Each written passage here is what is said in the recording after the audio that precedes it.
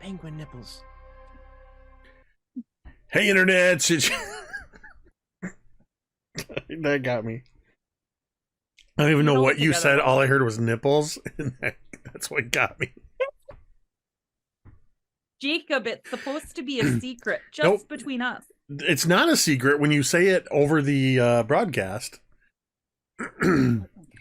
I know that's what Jeremy's trying to do, is get it, trying to see if he can get in right there at the edge of that.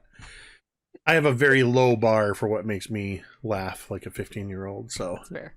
Hey, internet. Do penguins even have nipples? Yes. What? Penguins? Is that what you said? No, they lay Yes, eggs. of course they do. No. I think they do. No, they don't. Let's try this again. Hey, internet. It's Jake from Mini Terrain Domain, and this is Welcome to Paradise, Michigan. This is episode 25, Bark at the Moon. Things are ramping up in intensity, and we'll get to that in just a moment. Couple of quick announcements before we get into the game, and I'll make them quick because we're getting a little bit of a late start.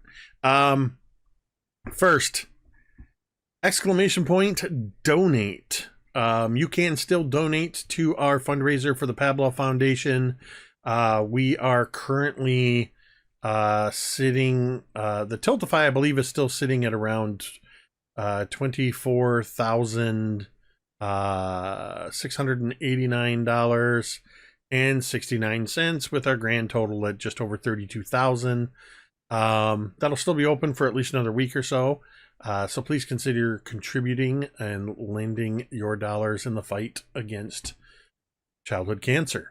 If you want to see the amazing game that we did, exclamation point YouTube is a link right to the MTD YouTube where you can watch the VOD of that.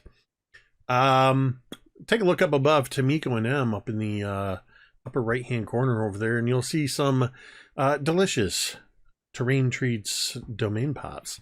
Those are a way that you, the audience, can have an impact on the game simply by cheering 500 bits, tipping $5, subscribing, resubscribing, gifting subs. All those things earn domain pops.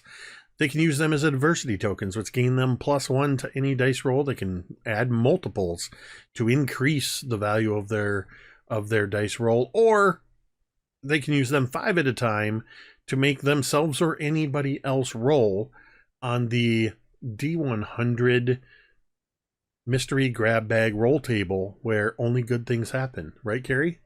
Yeah.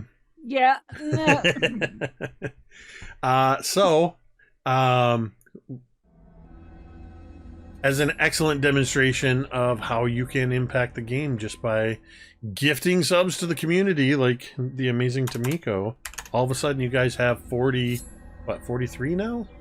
43 of those. It would be, that is enough for each one of you to do a D100 roll and still have some left over. Jake? I'm just saying. He says, he's like, I don't ever force you into anything. I don't. You just it's called coercion, not forcing. And picks and picks and picks. Listen, if you're watching the stream and you want to see what happens, go ahead and just encourage them to spend those on D100 rolls. There was, I totally lost what I was going to say. Oh, yeah. Sorry. I've forgotten what the shortcut is, Jeremy. I think it's exclamation point Erasmus, which is a link to Jeremy's, there it is, Jeremy's Expedition Engine products. You can see right down here. Of course, there's some amazing pirate, jungle, zombie, and high octane fun with that. We encourage you to follow that link. Go check those out. They're amazing. They're steel too. They're what, $1.99, $2.99 a piece, something like that. And Jeremy just went in and put all new character sheets for each of the individuals as well. Plus, check out his other stuff. He's got some cool accessories for at your gaming table. Some different types of worksheets. Just released character tents for the gaming table as well. So check that out at Drive-Thru RPG. I don't remember what else I was going to say, so I'm going to say this. Just a reminder for you in the audience that this game occasionally strays into some more and more we've been leaning into some horror elements, and we've been getting into aspects of body horror, as well as psychological horror, and things like that. And I want you to know, first and foremost, that we as players have safety tools in place. We have established our lines and veils, and we are in constant communication and have the tools in place so that we can keep one another safe at the table, and encourage you to do so at your own tables. But if things get a little too intense for you, or if the language or whatever is something that's just not for you, please type !YouTube, head over to Mini Terrain Domain and check out the Legends of Eleonora, a PG fundraising game. 4.5 hours of fun. We will not be mad if that's what you choose to do. And finally, we just want to remind you, as we always do before every game, that you matter. Your presence on this earth makes a difference, whether you believe it or not. It doesn't matter. It's true. There are so many reasons that you could be struggling. But the most important thing is that one, it's okay to struggle. It's okay to not be okay, but you do not have to struggle alone. At any time, you can come into the chat and type !help. A couple of URLs will pop up. Findahelpline.com, or you can check out takethis.org's growing list of resources. We encourage you to check out those websites, bookmark them, save them for yourself, save them for a friend, and remember, you matter. With that, I would like to welcome you all to Paradise, Michigan. Things have been getting weirder and weirder in this town. It's definitely not in the name of the town, Paradise. It seems to be the opposite of that for some of you. But we have had more and more, your characters have been, you've learned, first and foremost, you've learned that you are anomalies. You have been labeled anomalies in this town. There are things, people, places, and things in this town that firsthand have been established for 100 years. You're learning more and more what that means. You have been told directly that the powers that be, whether they be where they fit on the dynamic chart of good versus evil, you don't really know, but pretty much everybody is telling you you are anomalies and they can't really account for you. There's a little bit of a let's see what happens. There's definitely an air of experimentation, and there are some that are directly trying to influence or be involved in the things that make you tick. Some of you have begun to manifest aberrant abilities from your time in Paradise. Oak has recently learned that at some point in his young 12-year-old future, he will be left behind. He knows this because he's met his 42-year-old self, known as Dr. K, working for the nefarious Nexus Project, but also secretly working as an agent of the Seven. Coop has been exhibiting telepathic abilities, whether directly an ability he has or whether he's serving as an antenna has not been made clear.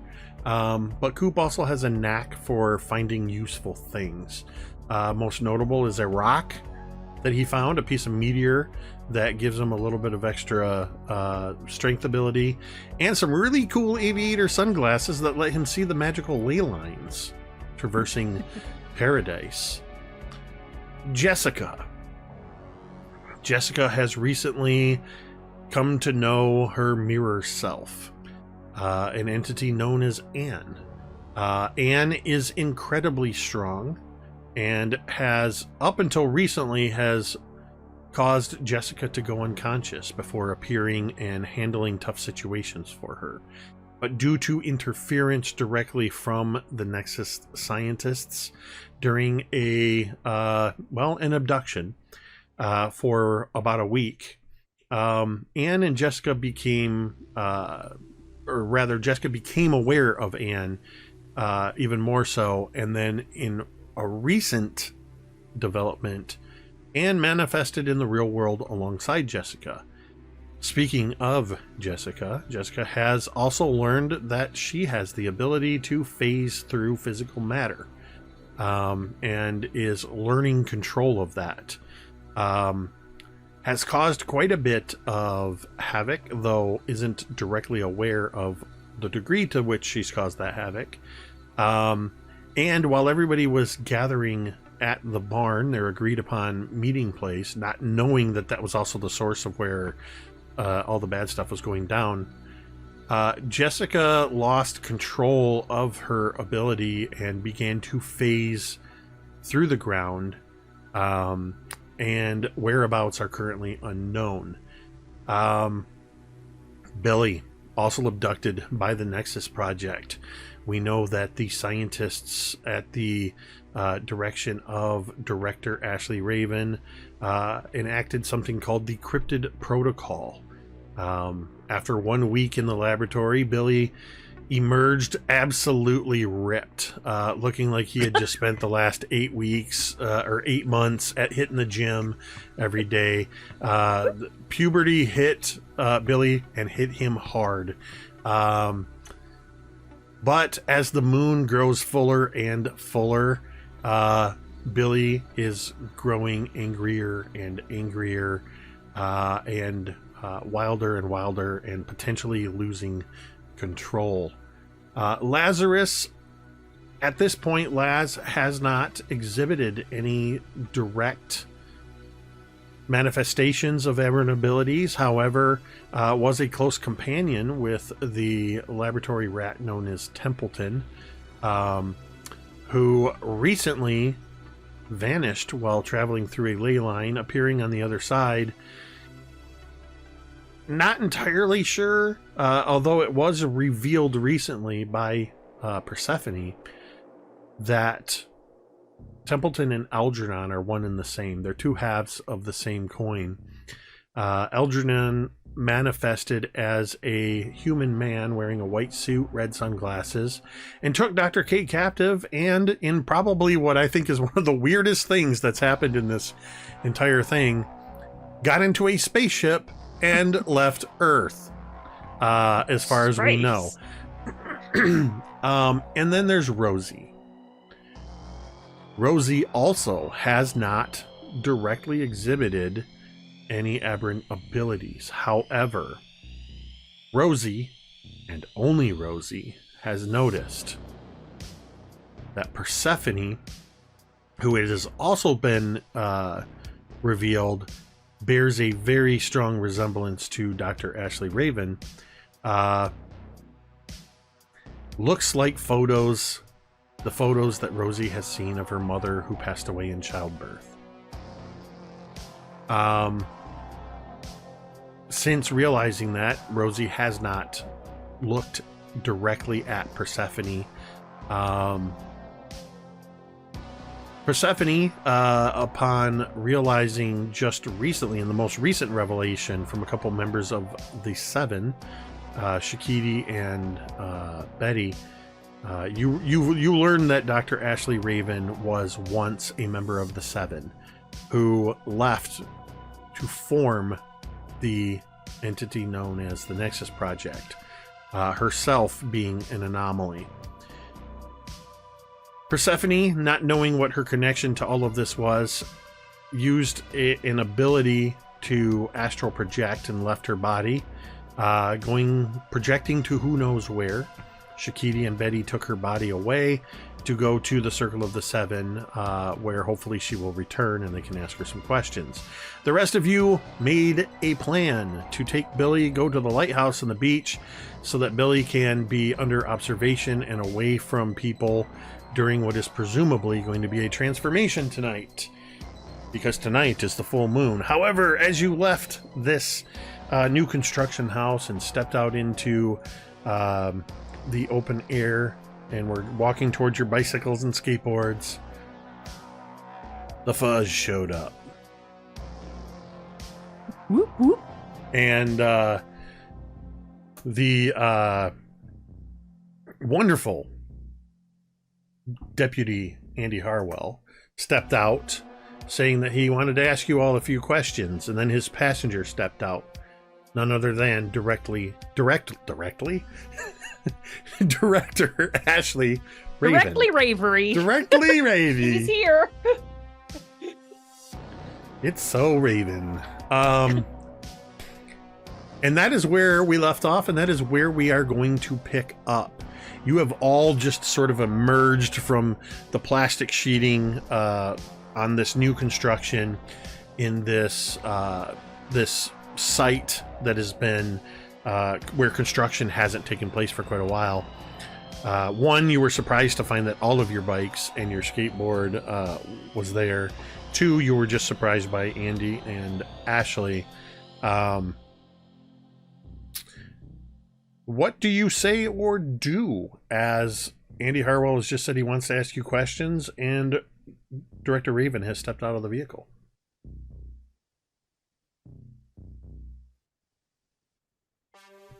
Should I do it? Should I do it? What you got? Depends on what you want to fucking. He wants to say scatter. Yeah, Coop. So Coop's jaw drops, and he says, "It's the heat! Scatter!"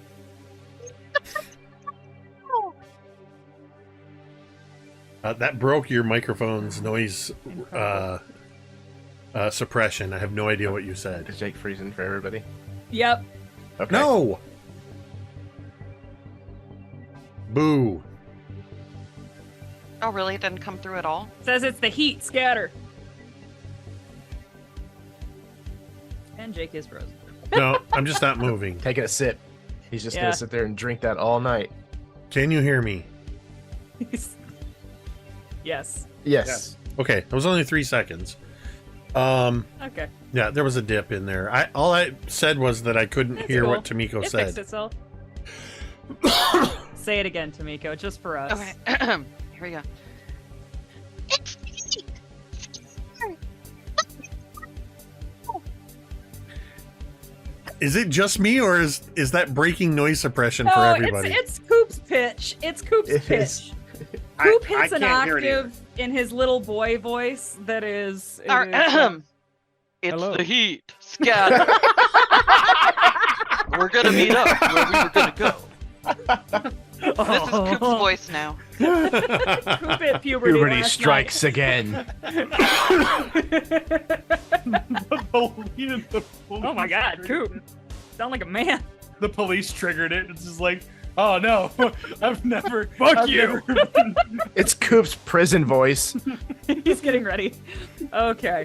It is Just in time. case. Just in case. So Coop, does So Coop does that- run upon his command to scatter? Does Coop go? Yes. Coop grabs his bike and pedals away as fast as he can on his little banana seat. Does anybody else flee? I don't know. Yeah. So Laz reaches into his backpack and he pulls out that dodgeball that he took. And he's gonna zip this right at Harwell's head. The little rubber ball that appeared at the barn? No. No, I His stole a dodgeball. dodgeball whenever we did Oh, the- that's right. You did From the steal a lab. at the dodgeball. school. Yep. Okay, so Coop's jumping on his banana seat and taking off. Laz is trying to bean Harwell with a dodgeball. Oh. What does Anne do? What does Anne? he do? Looks to you, Billy. Anne has been sticking kind of close to you, and Anne looks to you as if Does kind of looking at you and looking at the others, like that quick exchange of, what are you going to do?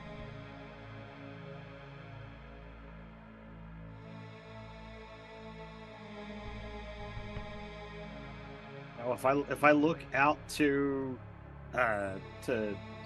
the Oak and Rosie, do they look like they're doing anything? Do they look like they're moving, or are they standing still? So, this is kind of dumb, but this is the first time Rosie's ever seen Ashley Raven, I think.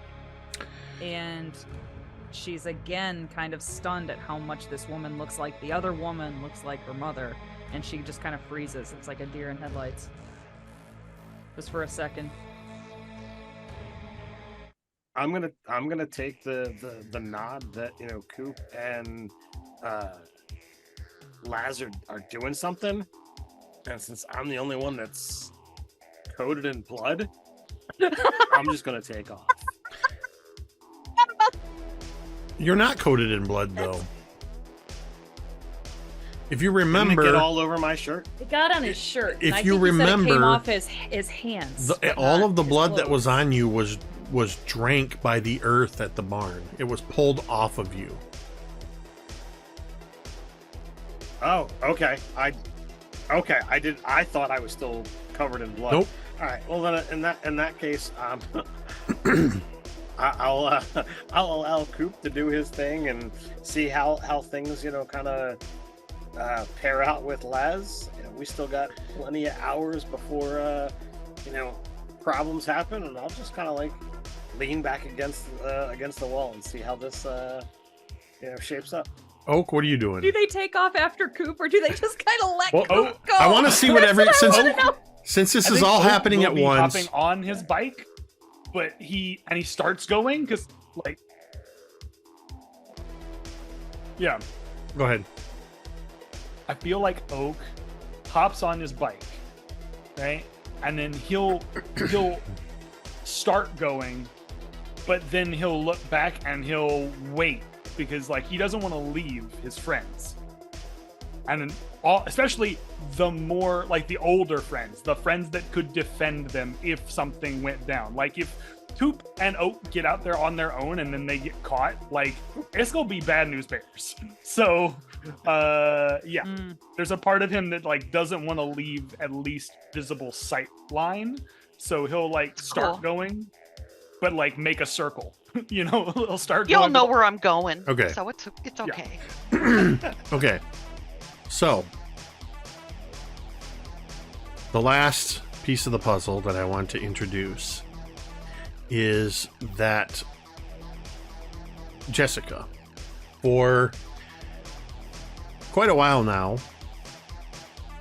you have been struggling to regain your material self.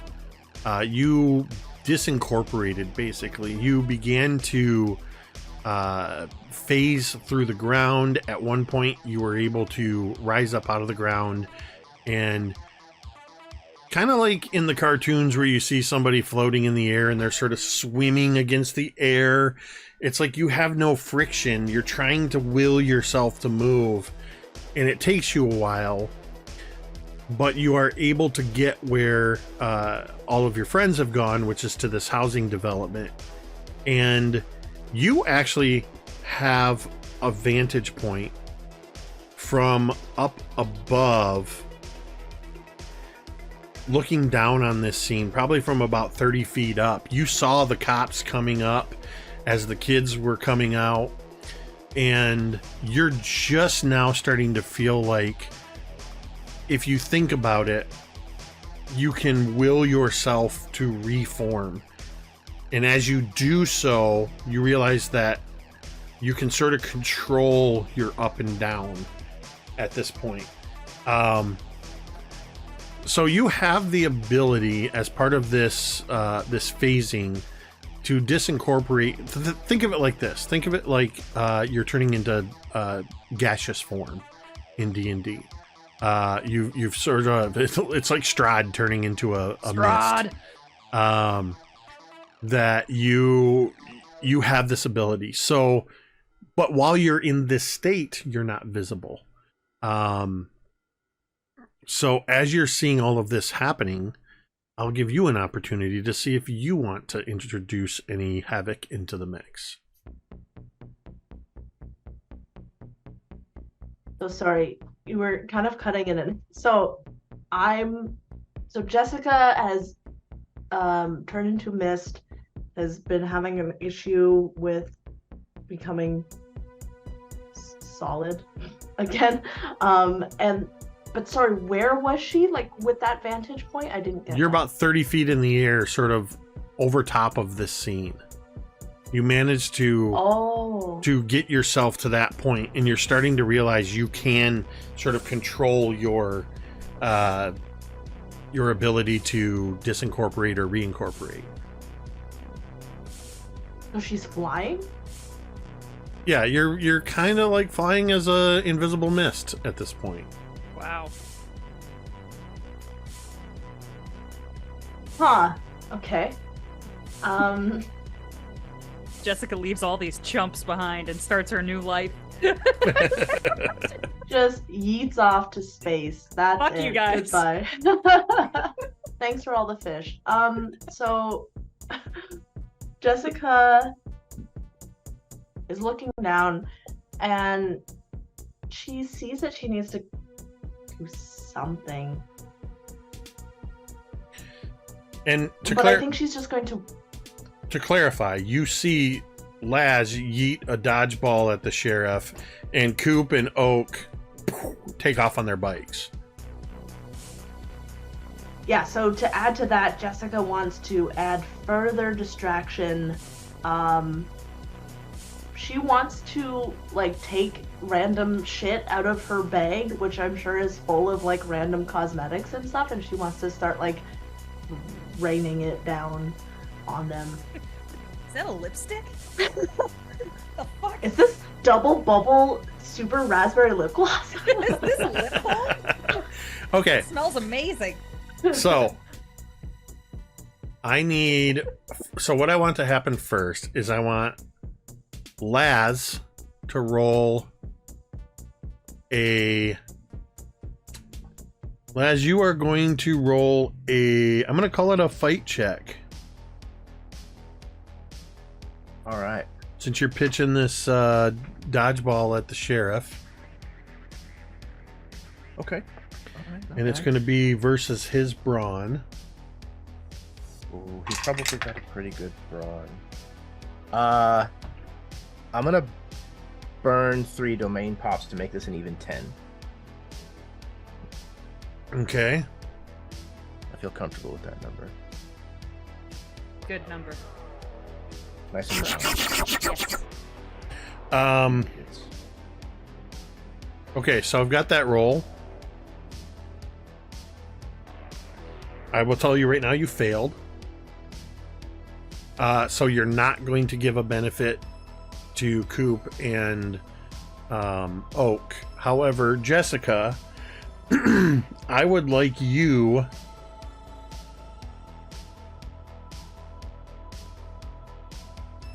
to roll I'm going to call it a fight check as well. I was gonna say charm because it's specifically makeup. But After I just want to see I want to see what you get, because they don't know that you're there. They don't know that this is happening. So I want to just see. In fact, scratch that. I don't want you to roll a fight check. I want you to roll a D100. Oh. Okay.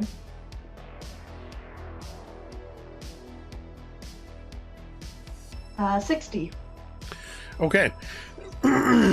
So let's see. I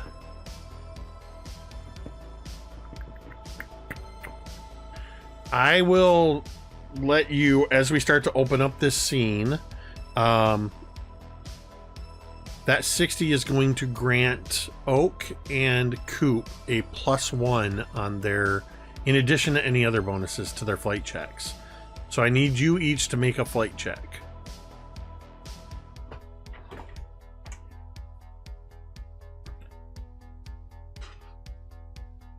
A plus what to the flight checks? +1. Thank you. And your DC...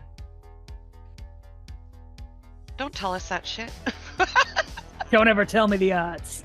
I don't know I how mean, to know the odds. It's not D&D. All right, I won't tell you your DC. 7. All right. 5 plus 1 plus 1. Oak. Okay, So proud so of you. I got a 4 plus 1 plus 1, so a 6. 1 plus 2 plus 1 plus 1. I got a 6. Okay, both of you have succeeded. The DC was 6. Oh, Just enough. They escaped. Just They enough. got away. Well, they got away. So, well, there's still one more roll I need to resolve. Okay. But I'm going to hold off a moment. Starting with Laz, as you chuck this dodgeball at Deputy Harwell. In a surprising burst of speed, you actually just... You know that sound the dodgeball makes when it hits somebody that's just sort of... Boing! Boing. Yes. That sound is made, but it's because Harwell just went phoom, and caught the ball in his hand. Oh. And he just kind of looks at you like, what? Did you just throw a dodgeball at me? You kind of get this flash. You can totally tell Harwell was the kid in high school who was the guy that aimed for all the weaker kids with the dodgeballs. You were on his court. Coop and Oak. The two of you tell me how you start to make your escape because you succeeded on your DC. What direction are you going? We'll start with you, Coop, followed by Oak. I am taking, what is it? I am heading in the direction because, what is it? The road, the road splits off from the new development, right? And one way goes towards Twilight Grove, the other one goes towards town. Yep. More or less. Coop's going towards town because he remembers that along the way to downtown, there's a lot of residential. So he figures, worst case scenario, he can always ditch his bike and run into a backyard. These residentials you would have known by now because you guys have ridden around town a bit.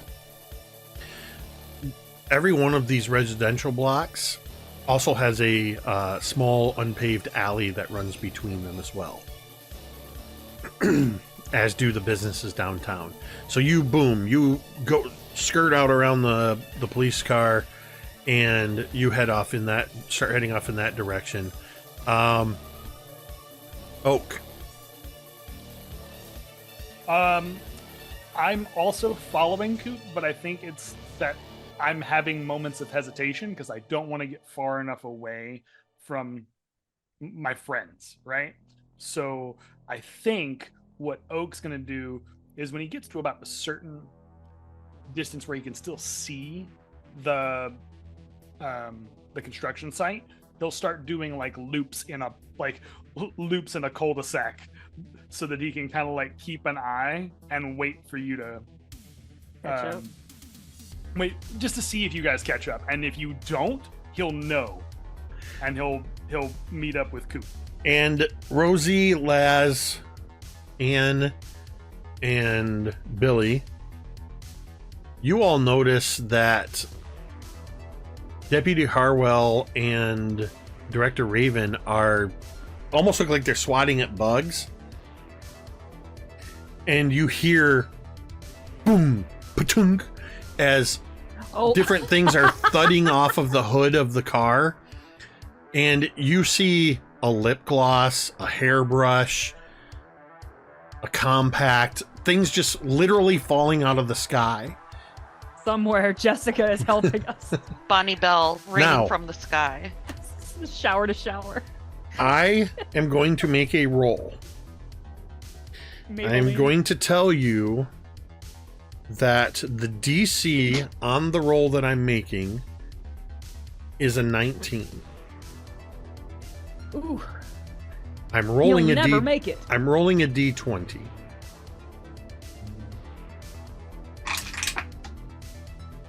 Oh my lord.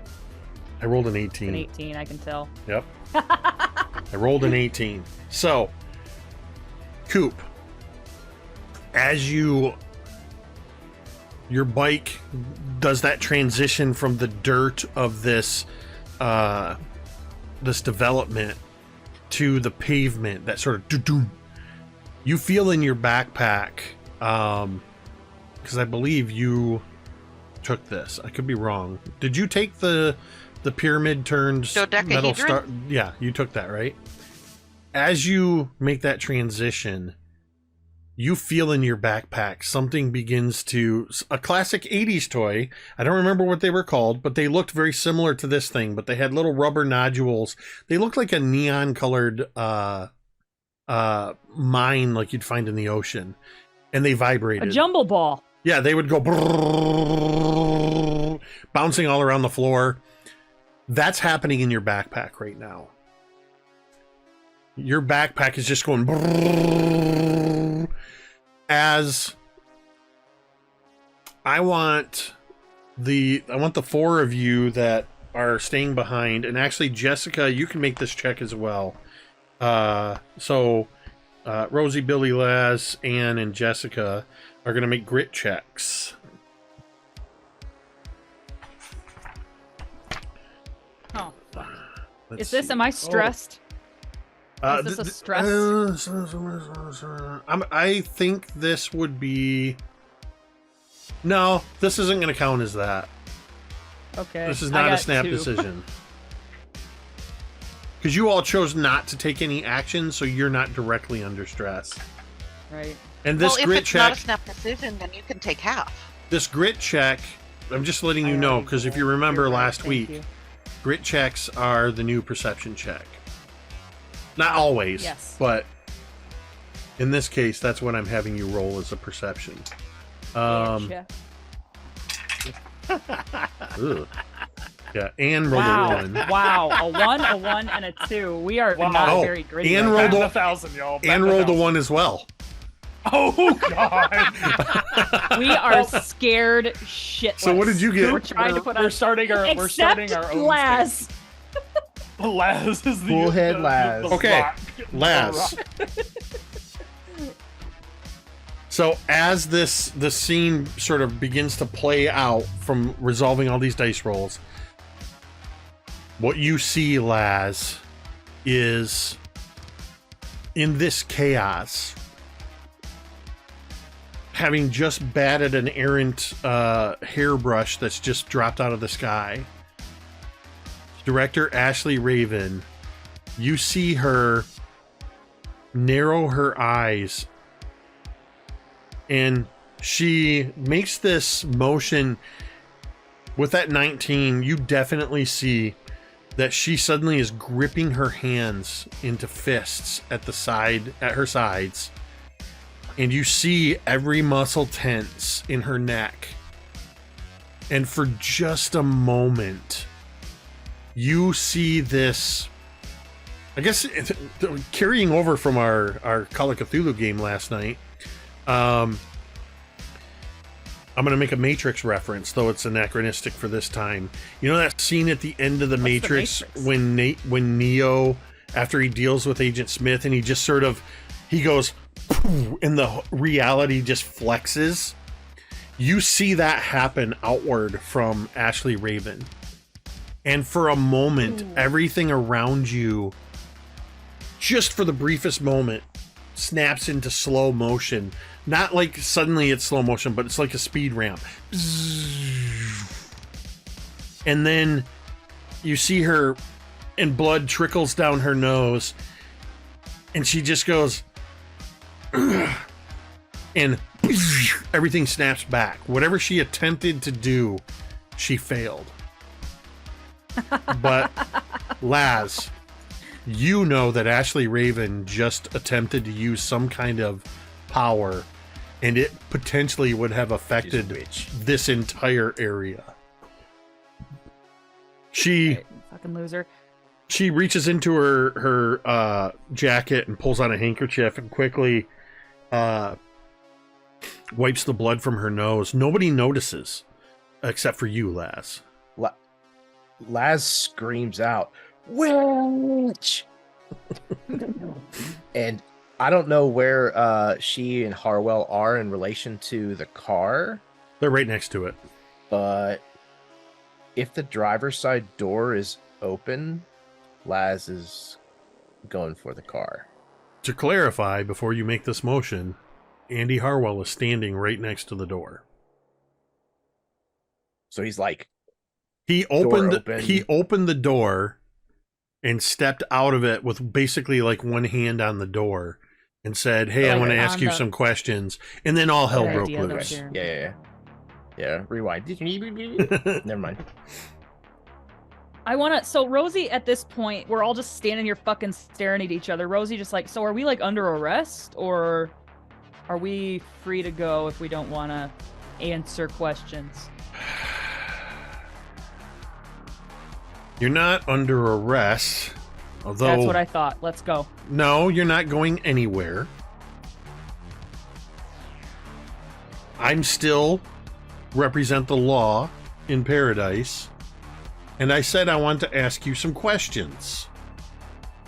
You're not under arrest, but if you would rather, we can take this down to the sheriff's department and I can ask these questions in an interrogation room, if that's what you would prefer.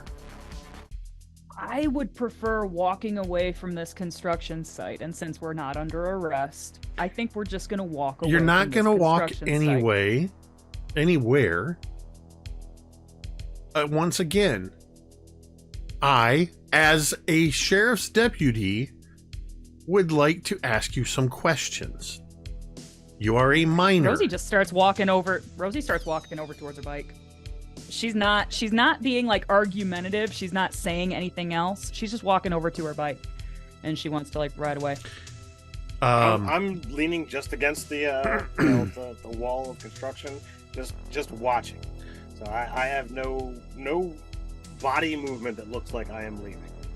Ashley kind of takes a step forward, and she just kind of reaches a hand over, like gestures over towards the deputy. If you don't mind, deputy.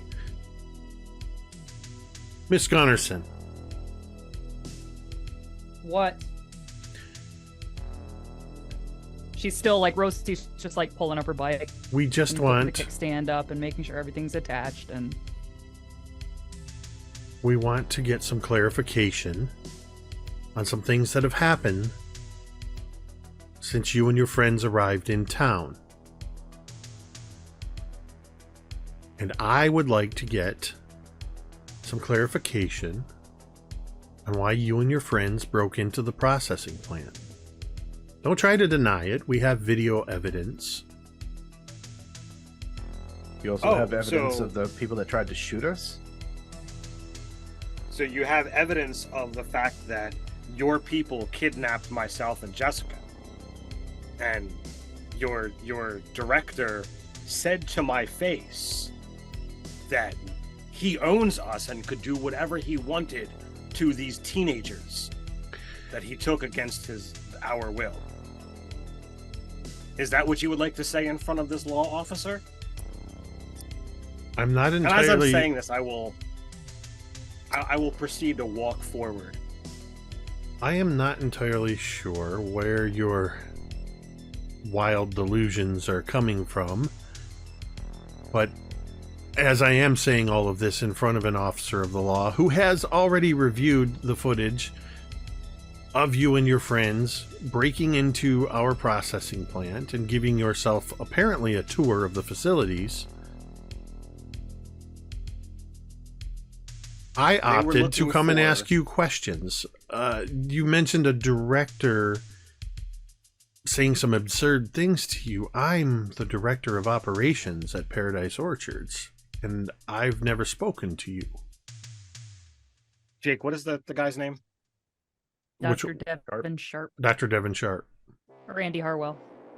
Or the Sheriff Andy Well, Harwell. Dr. Sharp. Dr. Sharp had me fastened to a gurney, straddled my body, and yelled into my face that he could experiment with me and my body as much as he wanted. Oh my god. So, Deputy sure, Harwell. officer, would you like to bring this? Deputy Harwell is looking between the two of you.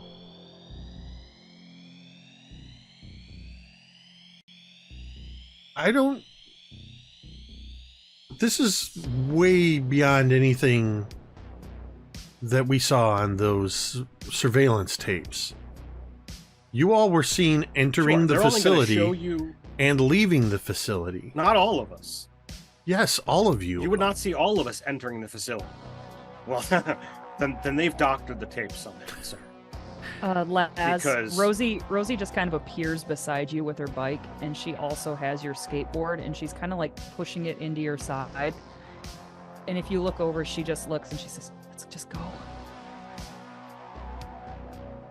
So, do those tapes that they showed you, do they show their armed soldiers shooting at us? Because that happened too. There are no armed soldiers at the Paradise Orchard's cherry processing plant. There is a single armed night guard named Gus, who is 65 years old, and I don't think his pistol has ever been out of his holster. These are men in uniforms with legit firearms, sir. Listen, I don't know what, how, or why you are trying to spin some elaborate conspiracy theory. I'm not spinning anything, sir. I am telling you the truth. And we have answered your questions. You have answered none of my questions. You are You said fabricating you asked, sir. stories. We are indeed not, sir. You asked what was the reason for the break-in. Myself and Jessica were kidnapped by these people to conduct scientific experiments upon us. And my 4 friends came in to try and get us out. We all then fled for our lives under the assault of their armed soldiers. What? Are you Jessica? He turns and looks at Anne.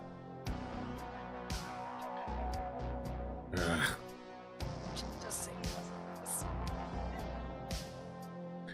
All right. Can you hear me? Yes. Okay. He looks at Anne and says, "Are you Jessica?" And Anne, without hesitation, says, "Yeah." All right. And you are to you, Billy. He says, "And you are Billy. Billy." You want my full name? William Simpson. William Simpson. You see he's got a little pad out and he's writing it down. Jessica and Anne for a moment kind of hesitates. And I've forgotten what your last name is. Jessica. Smith, of course. How did I forget Smith? Jessica Smith. And you, Dodgeball. My name is Phil. Phil McCrotch. He starts writing And he, Phil, and you He see, drops the skateboard on the ground and hops on it. just as a reminder, you are on gravel. Oh, fuck. Well, God damn it. Rewind he again. picks it back up. You're in an undeveloped housing development in front of a house that's pretty much, think of it like a big gravel lot at this point. He starts to write Phil, and then he stops and he goes, Mick. "Your real name." And Ashley Raven turns to him and says, "That's Lazarus," and I've forgotten your name too. I have the card with all your names. And Eccles. wait, I found it. That is Lazarus Eccles. The two that took off were Kenny Cooper and Orson Axel Kubrick. And that is Rosie Gunnarsson. He quickly scribbles these Now, down. is she referencing any kind of list? No. Is Ashley Raven? So she knows our names off the top of our head. So if we're just some kids here in town and not some plot that's going on in your factory, how do you have our names memorized? It's been 3 weeks since you broke into, almost 4 weeks since you broke into the facility.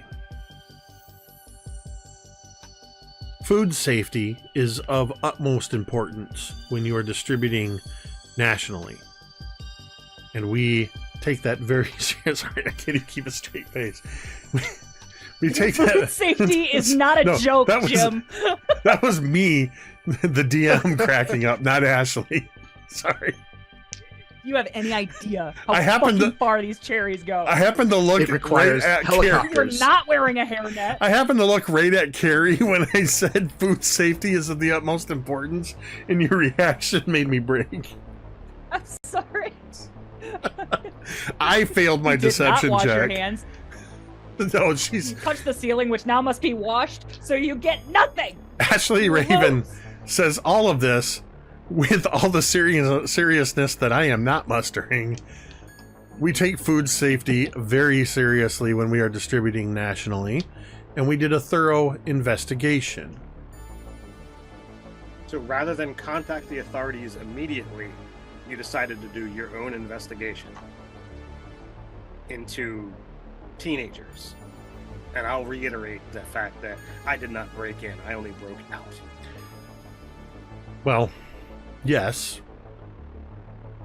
It is our prerogative to determine whether or not we want to press charges. We've been looking for you for the better part of 3 weeks and have been unable to locate you, which is why I involved Deputy Harwell here. You have our side of the story. Your side of the story doesn't match up with what we have on video, which is you and your friends. And your video is clearly doctored. You- I've answered your questions. Have a great day. And I begin walking off. First off, I want Billy to make a charm check. Sure. Don't forget, because you're a teen, you get rebellious, which means that you are plus Yep. 1 with adults. I think it's like a +3, isn't it? Is it Yeah, a plus it's 3? It's plus 3 versus I'm sorry. adults, yes. Yeah. All right. How many pops are we sitting on at the moment? 41. 41. 41. 41. All right. I'm going to use 3 and I'm going to turn that into an 8. Out of you. Good for you, Ted. Good for you. So that becomes 38. Because I have to do a little bit of math here.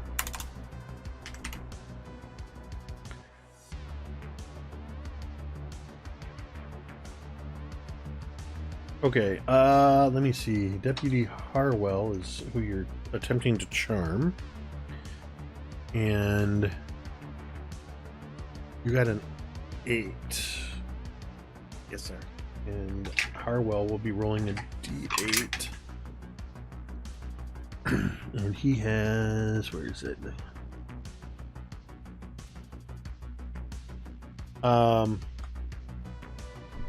just want to check one thing. I don't think it's going to do anything for While him. Jake is checking one thing, check us out on teespring.com. At teespring.com, we have all kinds of great t-shirt designs, like the one Tamiko is wearing.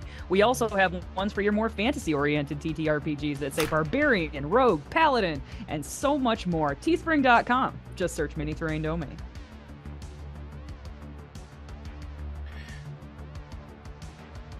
Whatever you have been saying and how you've been saying it, or not whatever, but what you've been saying and how you've been saying it, So dismissive. you flustered Deputy Harwell.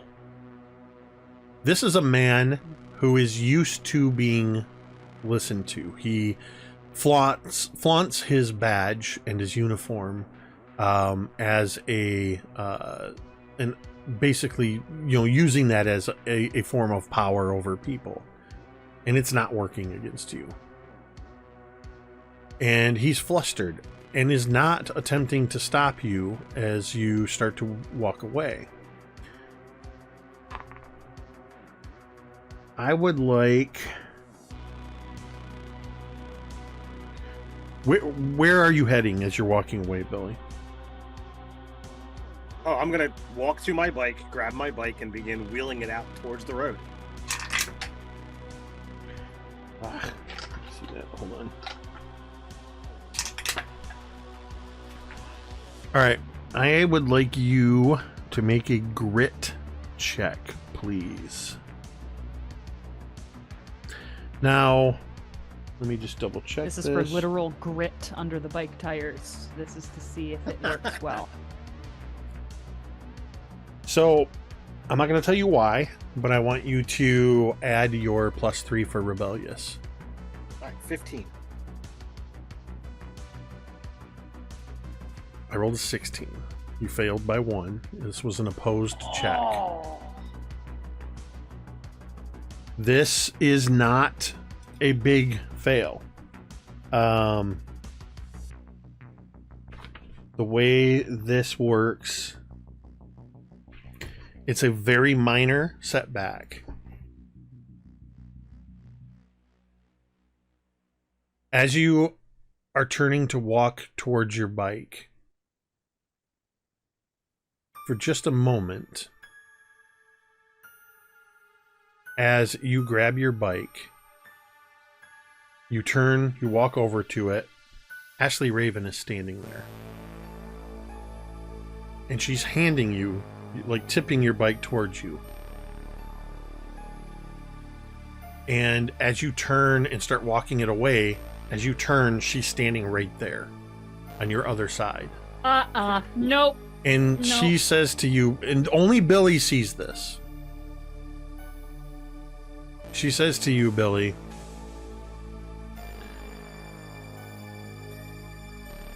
I'm incredibly impressed with your ability to stand up to authority.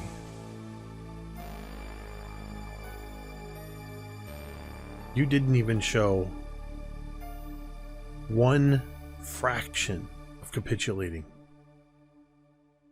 Not to myself, and not to the deputy. Don't worry, you'll see it again. I hope so.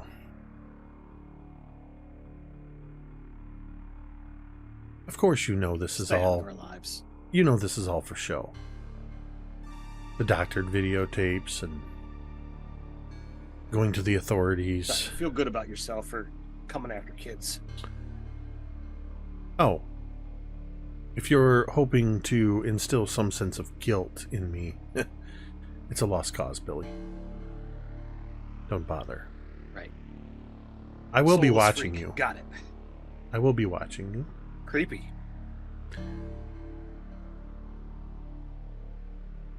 I am very interested to see what you and your friends will do now that you're starting to come into your abilities. We done? For now. But if you care about your friends, and she kind of looks up in the direction of where the full moon is rising in the daytime sky.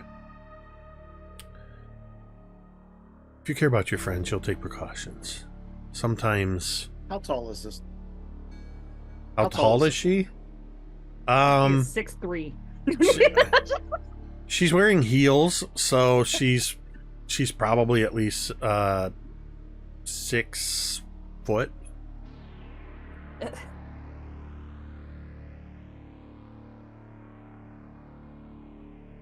Don't come after my friends. Oh, I'm not coming after your friends any more than I'm coming after you. I'm only cautioning you about what you might do to your friends. Oh, I'm already well aware. Oh, you don't even have an inkling of what is about to happen to you. It just depends on whether you fight it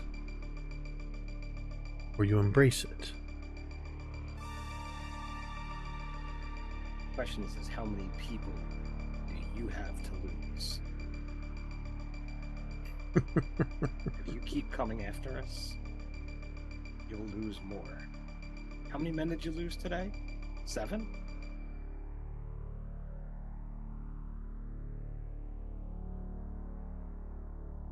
You see that for just a moment, you've caught her off guard. Sometimes you sacrifice a few pawns in your quest to capture the king. What happens when you start losing knights? What happens when you lose your queen? You get flustered. We'll see. Have a good day. And I'll just brush by her. As you start to brush past her, there's nobody there. She's standing next to the police car where she's been standing this whole time. This entire exchange took place in the matter of seconds. Sure. And you all, the rest of you that are there, and you, Jessica, from your disincorporated vantage point, you see as Billy starts to walk away with his bike. Billy, you don't get more than a few feet away, then Anne grabs a bike that it looks just like Jessica's bike, but it's that I believe yours was a pink and white bike, if I remember correctly. The pink and the white are reversed. Oh. And detail. she grabs the bike and she just kind of looks at Ashley and Deputy Harwell, and as she hops on the bike and she starts to ride past Ashley Raven, she stands up on the pedals and just pushes down real hard, and because of her strength, she fishtails the back tire and kicks gravel up at Ashley Raven as she pedals away I don't after hate Billy. Anne. I said it last time. I'm going to say it again. I like her attitude. So that leaves Jessica. Laz and Rosie just standing there. But I believe you would walk to your bike and skateboard. And I brought my bike over and I handed Laz earlier his skateboard, and I just kind of like nudge him harder than I did last time. Let's go. Yeah, right behind you. Let's go. I get on my bike and I like, or I kind of like, Rosie almost like stumbles again as she's like getting one more look at this woman before she goes, and then she hops on her bike and as you glance follows at everybody else. Ashley Raven, she just meets your gaze. And she watches you, Rosie, as you walk away or ride away. You do not see any... She doesn't show any sign that she recognizes you beyond what she already knows about you as one of these kids. Great. That's awesome. Laz, as you are taking off, Harwell kind of looks at Raven with a like, wait, what just happened? I thought we were gonna ask some questions. We were gonna try to. And she just holds up her hand and he stops talking. I got what I wanted.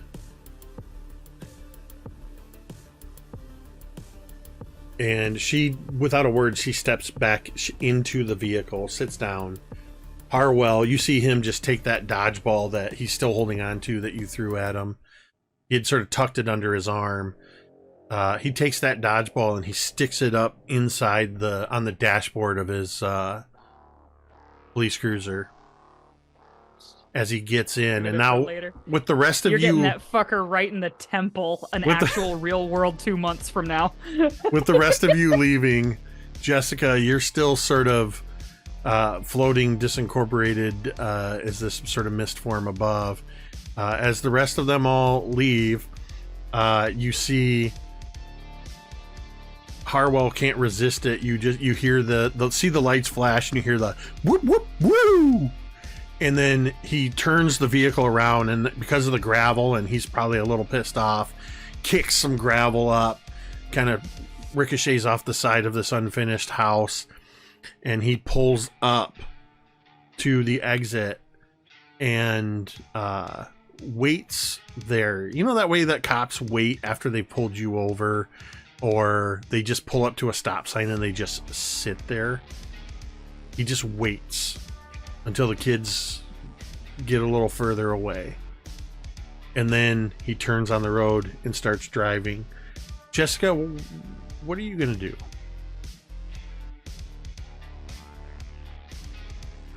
Can Jessica move, or is she just gonna fall out of the sky when she stops doing what she's doing? So what you've determined is that, at least for the moment, it was very difficult for you to get yourself to this point moving laterally. But you can sort of feel that if you concentrate on reincorporating yourself, you begin to sort of descend. You don't just drop. So it's as you become more corporeal, you slowly descend. Think of it like a feather fall. It's not true flight, and it's sort of situational. This is something that, at least for the time being, you were in your inability to maintain your corporeal state because of the meta need to account for you being gone. You had this ability. You may be able to grab hold of this ability again, but you can reincorporate and lower yourself to the ground safely. Yeah, Jessica would do that, and she would head in the direction of Billy and Anne. As you walk around the side of the stacks of lumber, you find that your bike is leaning up against the side of one of the lumber stacks.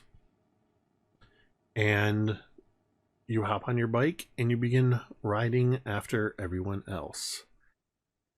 Mm-hmm. And that's where we're going to take our break. Oof.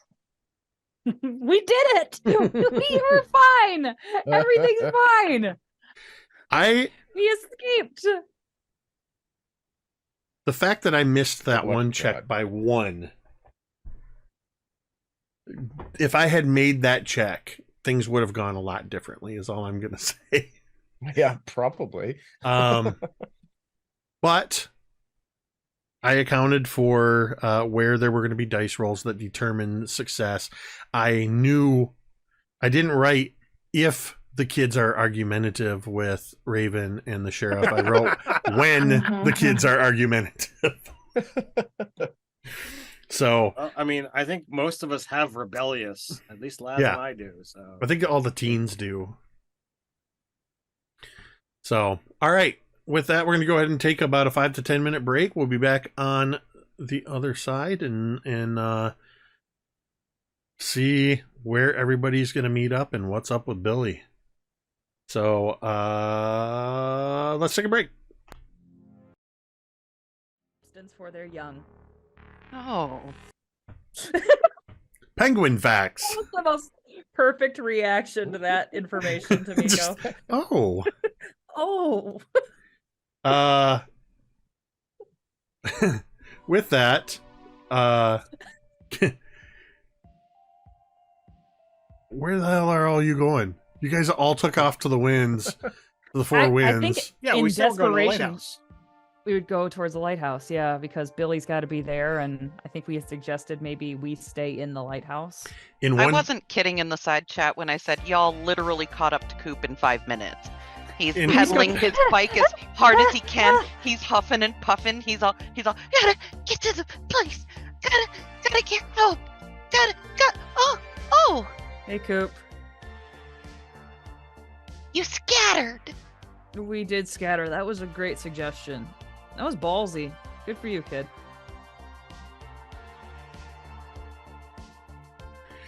And Yeah. Rosie's just kind of coasting at this point because it's downhill if we're going towards the beach. And Billy and Anne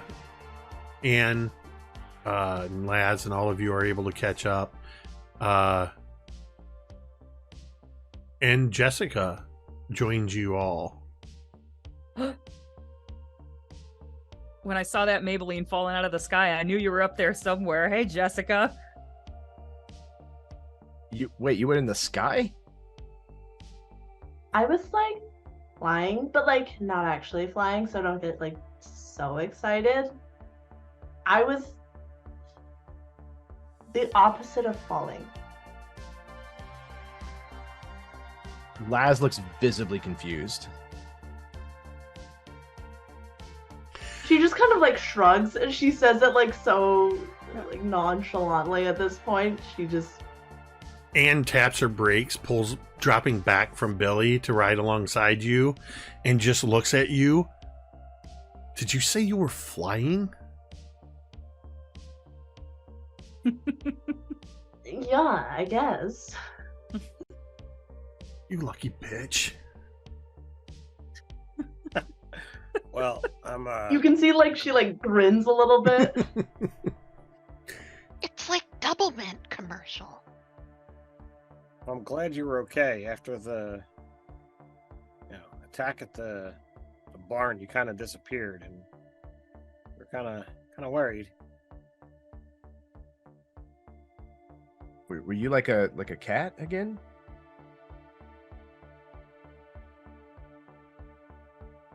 Not exactly. Jessica's like, she's like, I've been having a little bit of trouble. As she like, she's gonna try and like pass her hand through the handlebar.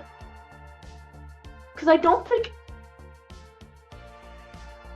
many people have seen that she can do that. Ooh, damn.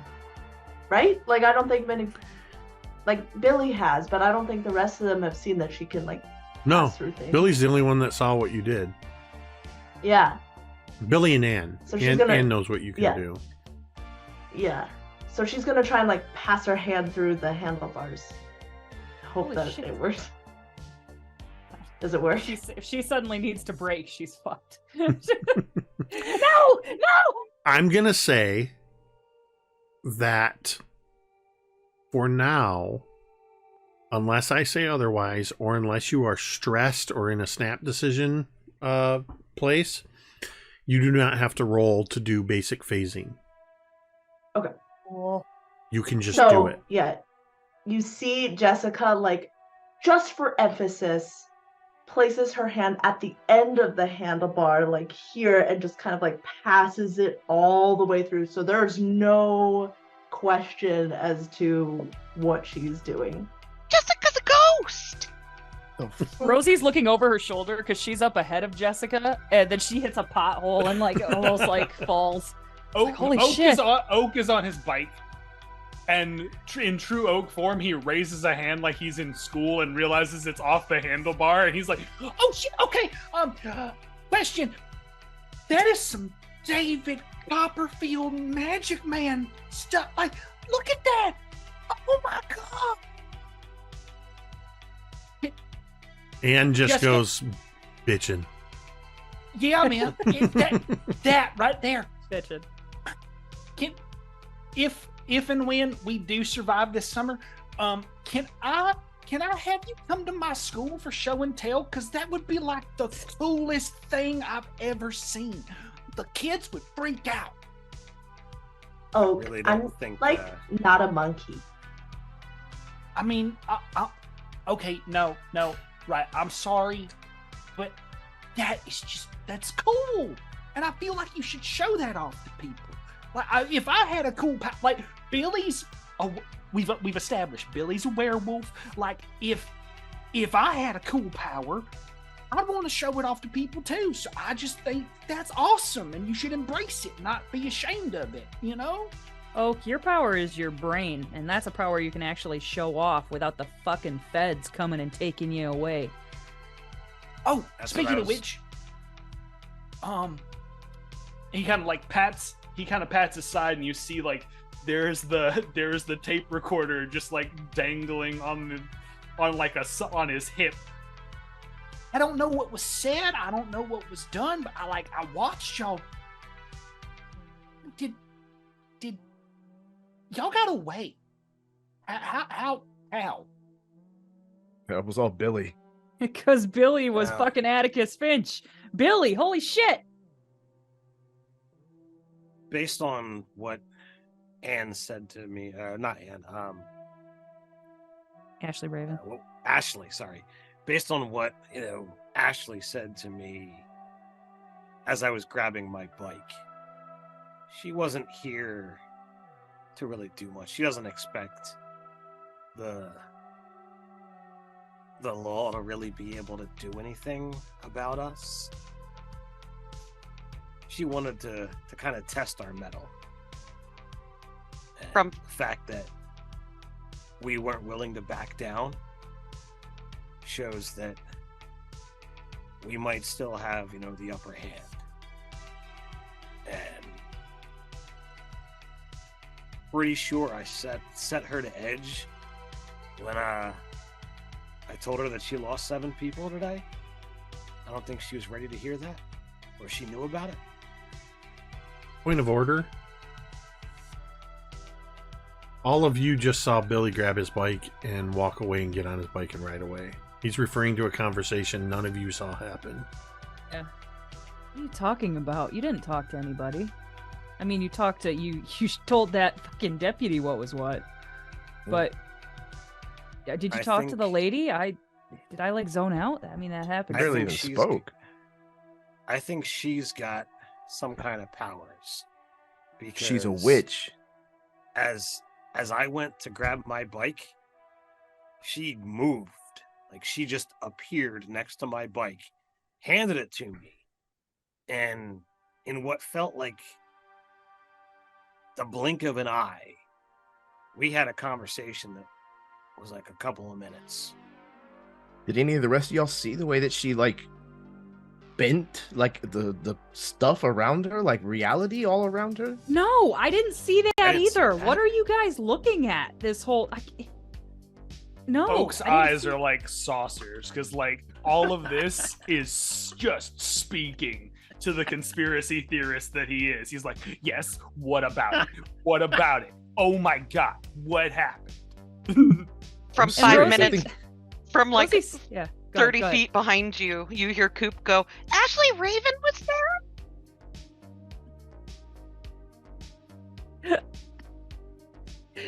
You saw Ashley Raven, didn't you, before you rode away? Coop has never seen Ashley Raven before this day.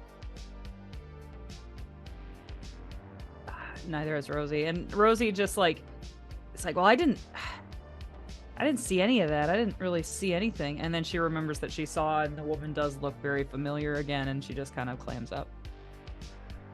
I wouldn't be surprised if she's got flying monkeys. No offense, he says, looking back at Jessica. She sticks out her tongue at last. Well, Obscene gesture. I'm glad we were all able to get away from that whole scene without anything else happening. And Jessica, I'm very happy to see that you're back and safe. Not that I had any real doubts that you wouldn't.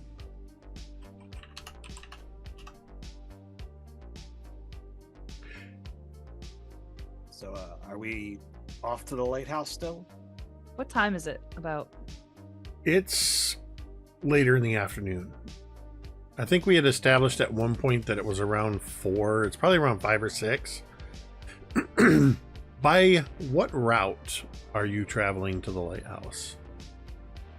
I don't need to know exactly, we go down this street and this alleyway, but are you going through the main part of town past Page's and Betty and Jude's? Are you going up 22 to the road that then leads to the beach?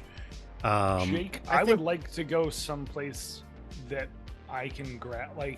I think that Coop and I are on the same wavelength in, listen, when I'm in a stressful situation, you know what I need afterwards? Snacks.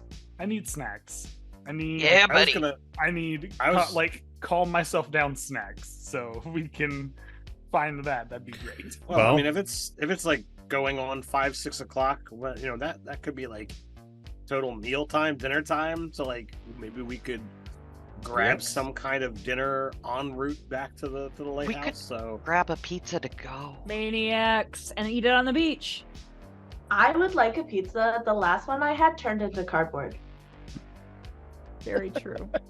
Oh, true. you were with us. We need a real pizza from Maniacs. Let's go. was Jessica not there when we were? No. No. Mm-mm. No, Jessica With was her in. grandparents. Jessica was in an alternate It was version, at the Cherry Festival. I know. but previously at Maniacs, Jessica was in the alternate cardboard version of Maniacs. I will say, I definitely remember that. that you all are able to go to Maniacs and order a couple of pizzas and take them to the beach without incident. Oh, Yay, that's we accomplished great. something. What a nice, We get a fun, treat. gentle thing. Thank you. We did it. Gold star. While you open the pizza boxes. No, I'm kidding. It's a mimic. Just wait for later when I say, wait, did you say you opened the pizza box? Wait. Yeah, right. Did All you right, want who all, to eat who the all, pizza? who all took a bite? Who all took a bite of pizza? Rosie just takes like 2 arm lengths of Roll- paper towels on the Roll me way a out. D100 to determine whether or not it's radioactive, and you get something from it. It's just heartburn. We all experience our first bout of heartburn. Yeah. It feels pouchy. So, So, not to throw a wrench in it, but if they have like tea that they serve at Maniacs, do they have sugar at the table for you to pour in the tea? This is Michigan, so no. Fair enough. I mean, I'm gonna say realistically, Let me Southern there's no bullshit. reason that a pizza joint in Michigan would have sugar on the table. There's no reason a enough. pizza they- joint would have tea. Do they have What?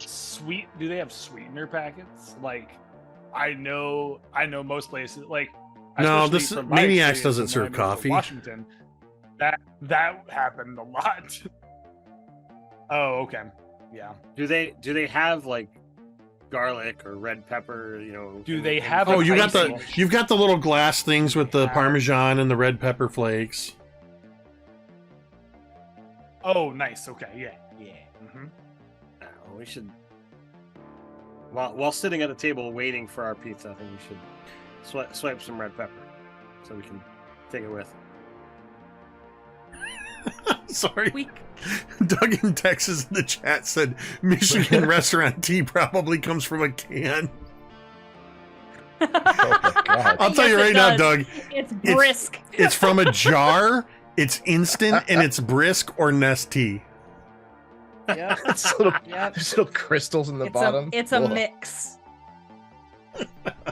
And it's got lemons in there that have been touched by so many hands. Yeah, it's a pre-mixed I am- Arnold Palmer. You're okay. You're sending me into a fetal position. Sorry. I cannot. Who as a purebred Southern boy, I cannot. This is giving me trouble. We This have- is Who giving me remembers the trouble. brisk ads where somebody would be taking a drink and they would just fall back Oh, yeah. onto something and all of a sudden they fell into a pool? Oh yes. Yeah. Oh Yes. yeah. Ted just put the thing in the chat. Brisk. Now that's Now that's brisk, baby. Yes. Oh, God. baby. Mm. Brisk Yep. does not sponsor this show. No. But they Oh, could. but they Brisk. Hashtag Not not a yet. sponsor, but brisk if you're out there. Hey, Or Lipton, Pepsi or whoever hit owns us them. up. Lipton, Can we hit go to us the up. Can we go to the beach and Thanks. just have like a nice, fun, gentle time, like laughing a little bit, the way we did for last time we went to the beach, and See, the not last have a time we went to the helicopter beach, James crash, died. please? I just want a calm beach evening. That's all I want. Beach evening The best before way to Ted, or before Billy guarantee- transforms. The best way to guarantee a calm beach day is to roll a D100 on the table. I'm just Well, no, I get- incorrect. I guess that might have to happen, but after we eat the pizza. Yes, after the Might- pizza. So- after the pizza. I will also say, Billy, if you wanted to swipe a jar of the red pepper flakes, you could absolutely do that. Cool. So yeah, like I said, no joke. This happens without incident. You're able to get your pizzas, and get on your bikes and head to the beach. It's that time of night where there's still a good couple hours probably before sunset, but it's starting to look a little bit, everything's starting to turn orange as the sun is beginning its descent over the lake. And opposite the sun, pretty high in the sky already, is the full moon. Still looking white, not quite starting to glow yet. But even though you don't look at it, Billy, you definitely are aware of where the moon is and that it's looming above you. Sure. Yeah, so I will reiterate that, Billy is making a conscious effort to acknowledge where it is and be looking in an alternate direction while he's around his friends. And he'll have a grand old time trying to do his best to not think about it and to, resist whatever is there. When you get to I imagine that there's probably some regaling, everyone's individual observations from our conversation earlier in the day and the escapades of the barn. To set the scene at the beach, you, for the most part, have most of the beach to yourself. There's a few people that are meandering. There's an older couple walking along the beach. There's a man who looks to be about 65 or 70. He has the kind of tan skin of somebody who, once summer hits and until fall hits, probably never wears a shirt. He is standing knee deep in the water with headphones on and swinging a metal detector back and forth. And he is often stopping and picking up pieces because he's down near the water from where the helicopter crash happened, which, though there is no physical signs on the beach, the sand swallowed that helicopter up completely. There are still a couple of wooden posts in that area that have the remnants of police tape just sort of hanging and flapping in the breeze. There's seagulls that are flying around, and occasionally dipping down and edging closer and closer towards all of you because you're the only ones with food on the beach here. But yeah, you have the beach, of course the lighthouse ever present hanging there as well. So for the time being, beach day, beach evening. Beach evening. Rosie While goes we're- down and wants to skip rocks. While we're sitting around eating the pizza, Coop goes, "Hey, you guys want to see something really cool?" Sure, yeah. Okay, since Laz said it first. He takes the shades off and hands them to Laz. Take them and put them on. We're by You the look cool, lighthouse. Al. It's probably like a fucking laser show. The lighthouse, it looks like a laser show. The lighthouse is like, you can see where all of these blue lines are converging from all over Paradise, and in the distance you can see bright points of where these nexus points are. But standing within probably 50 or 100 feet of the lighthouse, you see all of these points coming in, and it looks very much like right below me, actually. That's this picture with the blue lines that has been here since the very beginning, I would like to point out. Oh, damn. Holy shit. Right? It's ley line specs. I don't mean to break your heart, Coop, but he can only possibly look so cool. I need like some Pink Floyd music. Laz is really cool though. Just cool enough. I mean, Here. those shades help a little bit. He takes them off and hands them to Rosie. Awesome. It's the 5-0. Guys, check it out. I'm Deputy Whoa. Whoa. And Rosie's just like spellbound. Oh my god. Oak. You gotta try these on. It's gonna blow your freaking mind. Wait, okay. I mean, how cool can sunglasses be? Any... No way. I knew it. Oh, this is awesome. Oh, and he starts sketching it out immediately, like the ley line pattern where it's at. Like, if I've done this, done this before. Just a reminder. Oh, yeah, I have a map. You have a map. Yeah. Listen, I am backtracking my record.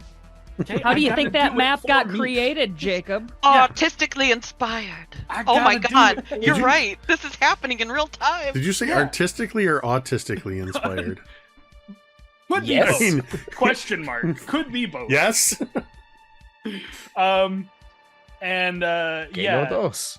And I think he takes them off and he hands them back to Coop. You hold on to these, okay?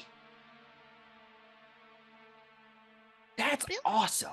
Billy and Jessica, you gotta try those on. Yeah, y'all gotta try them. If y'all Oh, had and ever- you too, Anne. You're a badass. Yeah, like I think I love you. that's like. Have y'all ever seen like a fireworks show with like laser lights and nonsense? Like it's kind of like what it is. So are the lines in different colors, or are they all like They're all blue. as it shows on the map?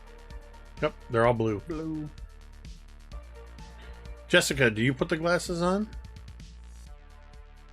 Jessica makes a face at the obviously unstylishness of them. Oh yeah, but- they're 100%. They're 100% aviator glasses. Gross. Which Ew. in the 1980 somethings, these would not be very fashionable. Those are Do like- 80s mirror glasses. They're like the 80s mirror ball Oh, glasses. 100%. Uh-huh. You can almost see her do like a quick check to make sure there's like no one else looking as she like kind of like pops them on. Jessica, when you put the glasses on and you're looking around, you see what everybody else sees, but as you glance around at everybody, you see that a few feet away from you, Anne is standing there. She's probably, or sitting there. She's probably sitting on the sand somewhere near Billy. Anne seems to always be relatively close to Billy.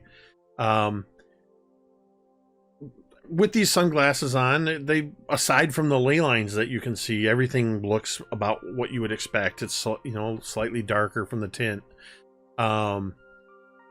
Except Anne looks like she's blurry around the edges. And it looks like as every time she moves, you see little bits of tracers. And there's like a distortion where whatever part of her is closest to you, it's kind of like as if wind were blowing particles in your direction. But more realistically, particles of her aura, if you will, seem to be drawn toward you. Very faintly, just sort of like a... Like the Xanadu halo? Wow. I don't get that reference. But yeah, Anne is the only one that has this. So she's and it's just like a fuzziness around the edges. You know, I see Anne like, and after hearing Coop like say, "Oh, like you know, Anne's so badass, so cool," and like she remembers having the conversation with Anne about Anne being alone for all of this time, And so Jessica doesn't say anything to Anne about this. She takes off the glasses. Yeah, it's like cool lights.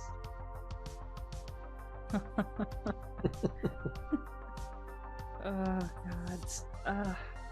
So Jessica, did things happen normal time for you after the barn, or like is the first thing you remember is seeing the cop pull up outside of the construction zone? What's the same thing for Jessica, right? So in the interim, while you were gone last week, you basically everything happened in real time for you. You spent that time while they were doing everything else and until you saw them at the house, trying to gain control of your ability, trying to gain control of the fact that you had sort of slipped literally into the ground. Then you started to float away, and it was all happening in real time. So you probably spent an hour or two just getting there. You could see where they were going, and but yeah, that all happened in real time. Yeah, Jessica looks at Billy and just, I don't know, like maybe like an hour or two, just trying to like figure out what's going on. I just know that we've had weird time stuff happen multiple times, so just making sure you're all right. You would see for the first time a genuine smile come from Jessica for like a little bit, like a little tiny instant. As like there's like a genuine appreciation for the care and what you said. So you missed part of the conversation. You missed my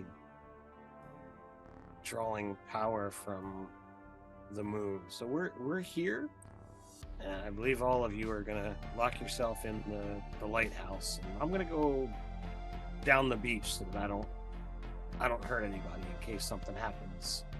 Considering, again, he points up towards the sky and the very obvious, incoming moon.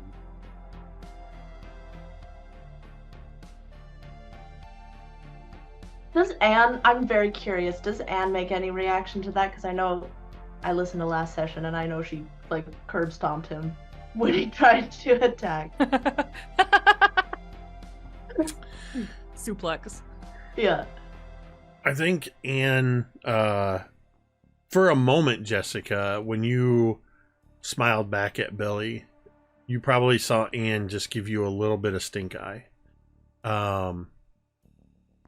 Just a little bit, but nothing more than that. And then, Billy, as you talk about leaving, getting distance, Anne says, "You're not going anywhere without me. I'm going to keep you in line." If our last interaction is, any way of how things go, I wouldn't mind the company, and you certainly can handle yourself. I just want to make sure I don't hurt any of you. They're gonna hurt Jessica me. very quickly says, "I'll come too." Like a little. Laz looks at Rosie and kind of raises an eyebrow. And Rosie would just be like,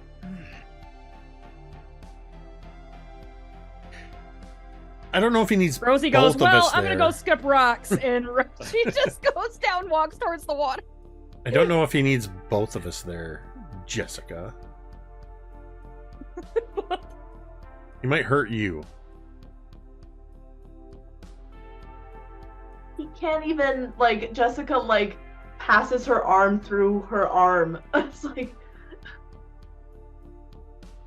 As you do that, she just looks at you and goes, Whatever. Laz She's ushers taking the your younger line. two away. Like, hey, let's we should go check out this stuff over here. Laz, what's happening? No, Jay, it's better if you just don't ask. No, but they're getting. I don't understand. Why are they? Wow, I got getting upset 12 at each other? skips on that one. You guys want to come see? Is that James? No, no, it's James. Terrible. You're so mean.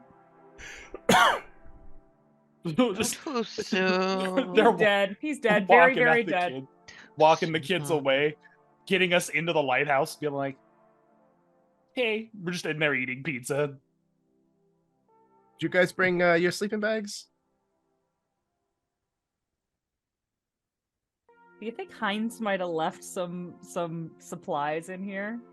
Is it possible? So hold on. Did you guys actually go into the lighthouse now? I'm I just think trying to. Headed Rosie that is direction. down. Rosie's spending some alone time real quick. She actually is down skipping rocks, and she'll join him in a minute. It's still the sun is still not all the way down. Who even. went into the lighthouse? I think Laz is directing Coop and I into the lighthouse, though. Yeah. Let's go. So We got to get their beds set up and stuff for And- night time. your plan The was to DVDs. go up to the top and lock yourself in the top of the lighthouse, if I remember correctly. Yeah, so that way we could observe down below. If, say, something goes wrong with Billy, we can at least observe and report and figure out what to do. Okay, so yeah, you guys walk in, and as you're trudging up the stairs, Coop, it's nowhere near as pronounced as it was when you were riding your bike away from the development. But as you've entered the lighthouse and as you begin trudging up the stairs, there is a low vibration coming from your backpack. Oh, I forgot about that. Koopa whips the backpack around and opens it up and rummages out the thingy. As you grab the pointy dodecahedron, Jake, is it like this or like this it's smaller. relative to Coop? Remember, for those of us that play, I referenced size-wise, it's roughly like the artifact in Baldur's Gate 3, which is that smaller size. Yeah, as you grab hold of it and pull it out, you can hear it. It is making that sort of a low, and it's just, it's vibrating. Oh my god. You guys, it's moving again. Like, are there like batteries or? I don't think so. Here. Granny toss. Hot potato. There's a little bit. It doesn't do any damage at just a light toss because you're right next to each other. But you did just throw a spiky dodecahedron. Ow! So there's a little bit of a, a little bit of pokiness to it, like if you grab it too hard. But yeah, it's just lightly vibrating. When did it start doing this? When I was making my getaway. Which, Laz, you realized that as Coop was getting away was the same time that Raven was attempting to do whatever she failed to do, that rippled reality around you. Oh damn. Maybe like whatever she did, like turned it on or something. It's Well, like who moving did? it. Raven, like the thing that she did with like the voodoo stuff. Oh, buddy, I didn't see anything. I was getting away. Yeah, but that's when she did it. Was when you were trying to ride off. So she did something that made the thing start to move, maybe? I don't know. He's gonna try to like move it around the space to see if it changes or. has any kind of like effect on it? I would say you notice a slight increase in the frequency. So if it's like vibrating like as you get further up the lighthouse to the top, it just sort of goes and then it steadies out. It doesn't keep ramping up, and it's a very slight change. Hey, you still got those shades? Yeah. He's gonna put those on and look for like an actual ley line, and he wants to put that directly into the ley line. Oh, we're all gonna die. You're in the middle of, you are at a nexus point in the lighthouse. Okay, so it's every one of the other ley lines is converging on this point. So there is no individual ley line for you to put it in. Okay. But with the glasses on, oddly, what just happened when, do that again. See how there's that weird little bit of green screen coming through? That's sort of what you see on this object. Is around the edges of it at the same frequency it's vibrating. You see that ley line light sort of but it's more like the light is pulsing off of it and causing it to react the way it is. This device, which was created with the mysterious void marble that Rosie had and the weird pyramid, appears to be reacting directly to the nexus point and the ley line. Yeah, I think has something to do with maybe like, you know, how close we are to one of these like nexus points, these cross points.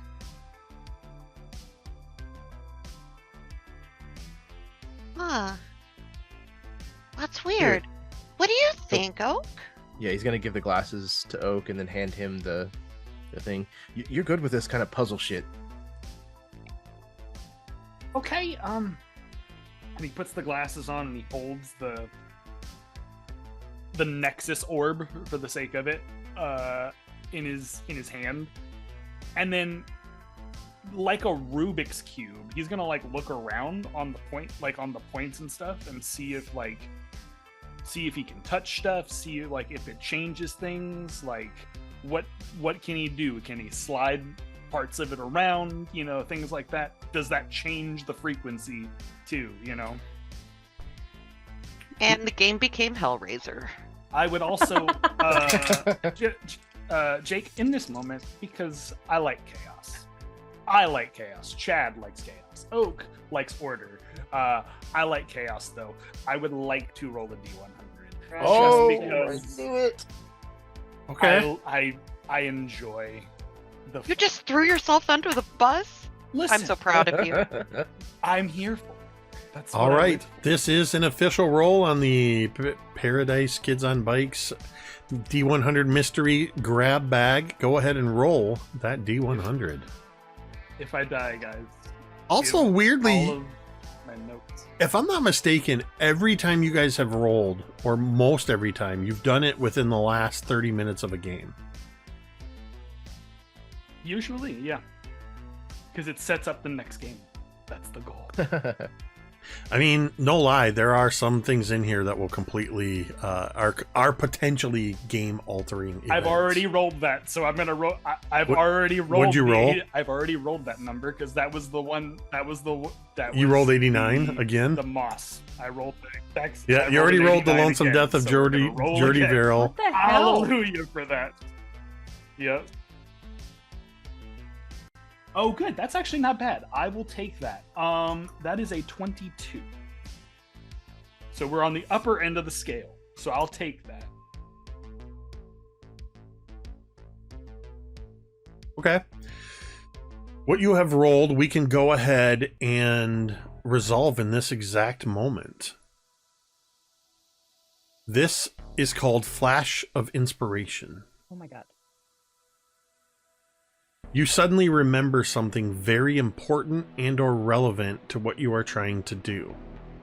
Not in this exact moment, but the next time you need to make a brains check, you can make a note of this. You can narrate what it is that you remember that is important or relevant, and your brains check will automatically explode once.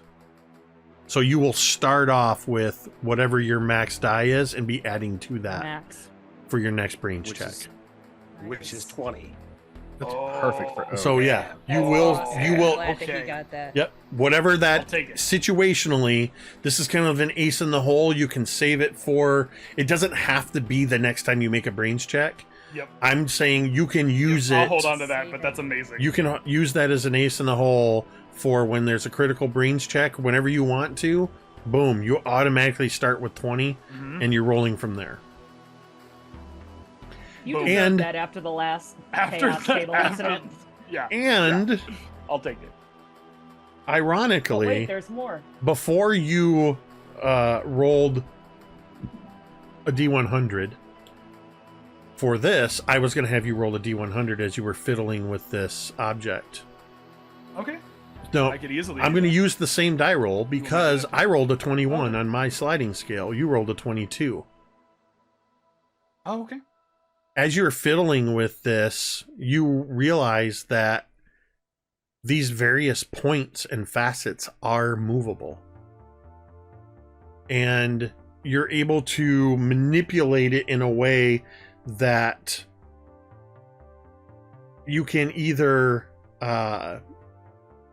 it doesn't make sense because there's not a direct correlation to, oh well, if I turn this way, this should have. It's not like a Rubik's Cube. When you do a certain configuration, you notice that the spiky bits become more pronounced while the center grows smaller. But you can also configure it into a true flat faceted dodecahedron. There may be other possible combinations, but you do realize it is manipulatable. Yeah, you can manipulate it. Malleable? Sort of, yeah. Can I play with this a little bit? I mean, when we got time. Yeah. So Okay. we see as the light is growing steadily, the sun is growing steadily closer to the horizon.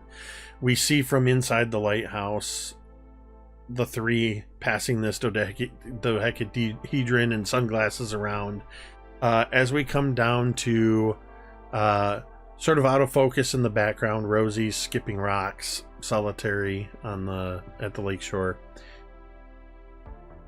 Billy, Jessica, and Anne. Billy, the sun is getting low. So, I wanted to ask the two of you a question. Given that, no offense to the others, they haven't really demonstrated any abilities. Ashley Raven said something to me, and I kind of have a sense of it from, the I guess the look at the moon earlier this afternoon. The moon certainly holds some kind of sway or nexus of power to whatever it is that I am or could turn into. She said something about whether I fully accept it or fully embrace whatever this power is, or whether I fight it. Now, I don't know what exactly it is. I don't even think she knows exactly what it is. Two of you are quite potent in your own powers, and you're willing to risk yourself out here with whatever this night is going to be. What is your opinion? Should I just allow it to do whatever it's going to do? Or should I attempt to maintain control with whatever this full moon happens supposed to be. And I'm looking, as face to face between, Anne and Jessica.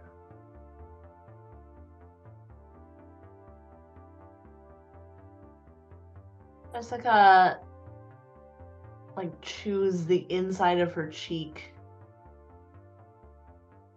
for a little bit.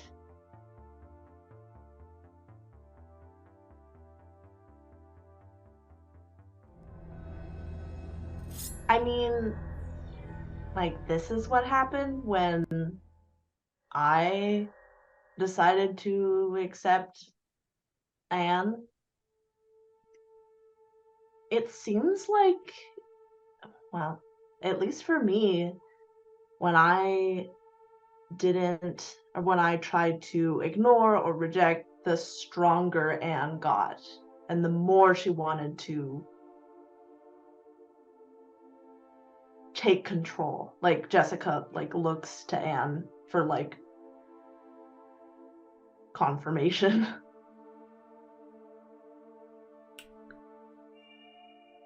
It's like I told Jessica. For the longest time, I was alone.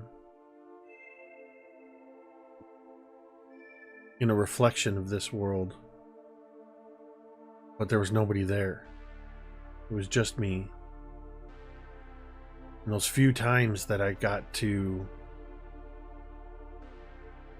come here while Jessica, when Jessica needed me, I didn't want to go back. And I think I may have been fighting against you. And then whatever happened that pulled me in here with all of you, and knowing that I still have my strength.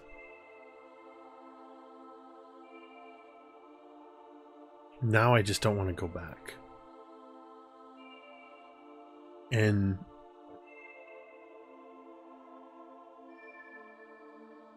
I don't know if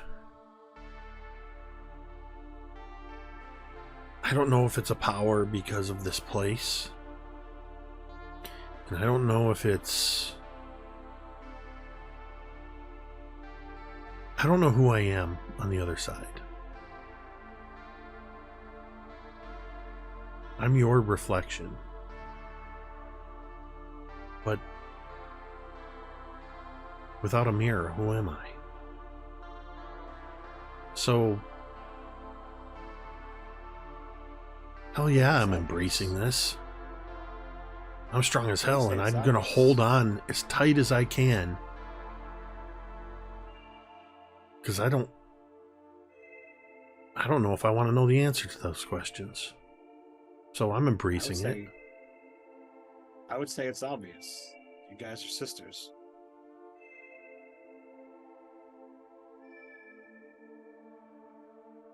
Jessica looks to Billy and she's like, if you do decide to go with this, Anne brings up a good point. You can't take it back. But you might just be delaying the inevitable by trying to fight it. Maybe it's best to do it now while she's looking around at an empty beach. Well, while you can. It's clear that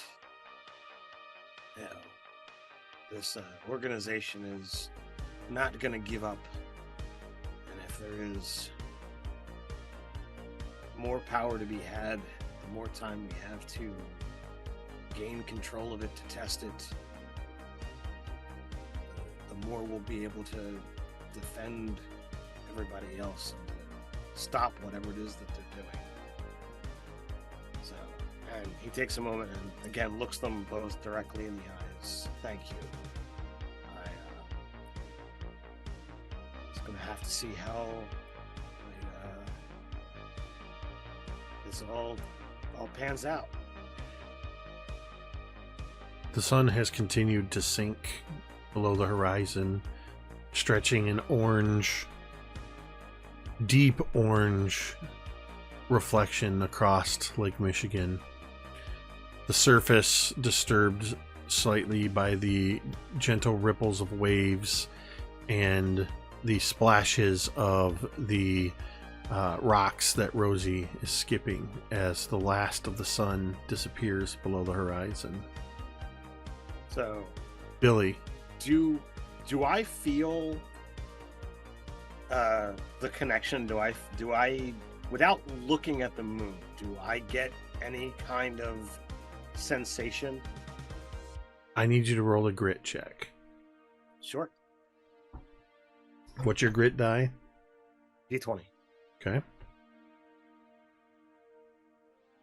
That is going to be an 8, sir. An 8? An 8, yes. Let me see here.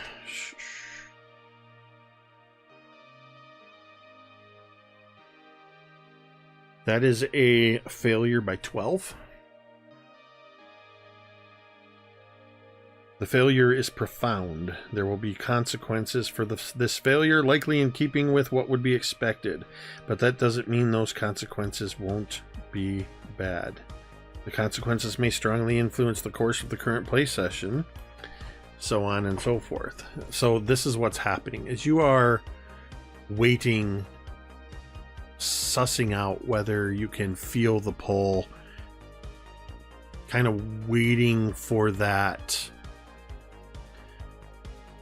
sensation to creep up on you. My thought pattern was like, all right, I'm gonna stand there seeing the last rays of sunlight, and the idea was like, all right, I'm gonna orient myself, but with my eyes closed or looking down, and just try to see if I could feel it first, and then I was gonna do something. But if I'm not actually feeling it, then it's not exactly right. And that's why I had you roll Mhm. the first grit check.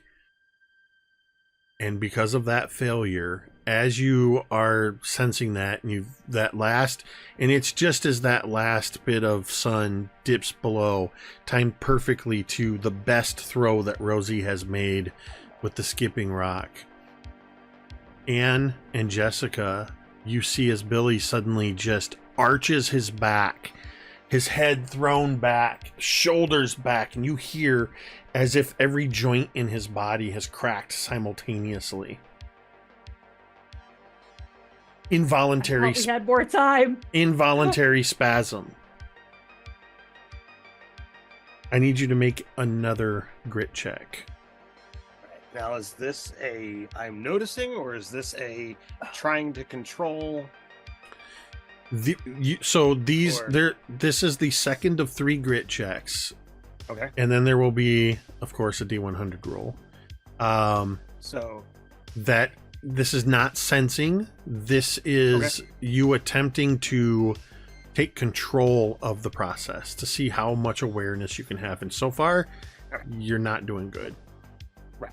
All right. So my thought process, or Billy's plan, is as this happens, he wants to fully look up at the moon, take it all in, do whatever it's going to do, but he absolutely wants to control whatever it is. He's not just going to allow it to do whatever. And we'll see whether the dice actually agree with me. That's an explosion. It's a nat 20. Okay. How about a 30? So, hold on. Let me see. That's you succeed quite impressively. After this initial involuntary spasm, what you thought might be a gentle creeping of the sensation, you feel it hit you as if floodgates have been opened up.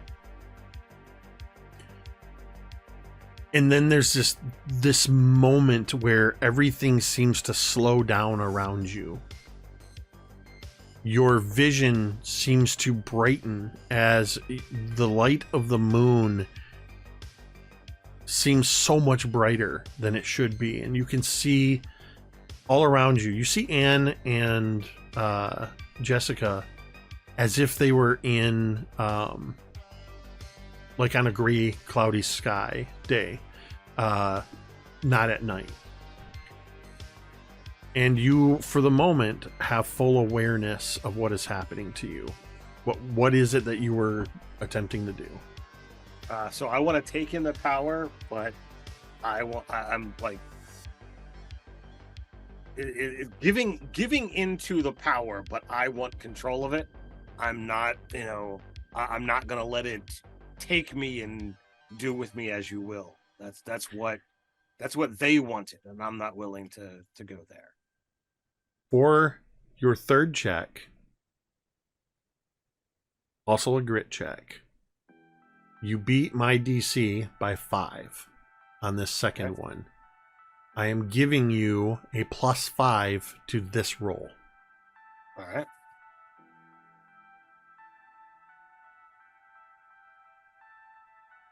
Oh. Well, this is gonna be bad, but I would like to use 2 pops just to get it to a 10.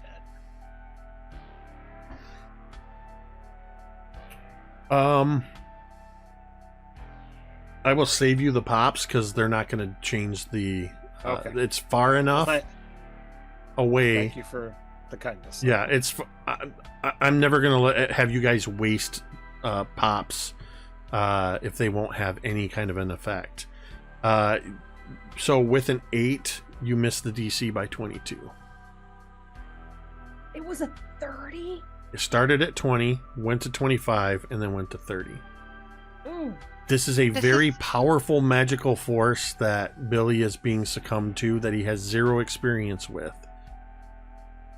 In this moment, for a moment, Jessica, you and Anne see Billy, after the initial spasm, he seems to he's still kind of tightly clenched and a little hunched. He seems to gain control, and you see the muscles start to relax a little bit. And suddenly his arms snap out, and his arms are almost half as long, half as much longer than what they were. As he unfurls his body, you hear bones and joints and muscles snapping as he rises up, and where his knee joint, where his shin is, you hear it snap as his legs shift into that backward flexing joint. You see his feet growing out of his shoes, and you see all over his body as the hair just starts growing out. His face elongates, and this entire time, Billy, your face is looking straight up at the moon, and involuntarily you hear the wolf's howl escape from Billy. Billy, I need you to roll me a D100.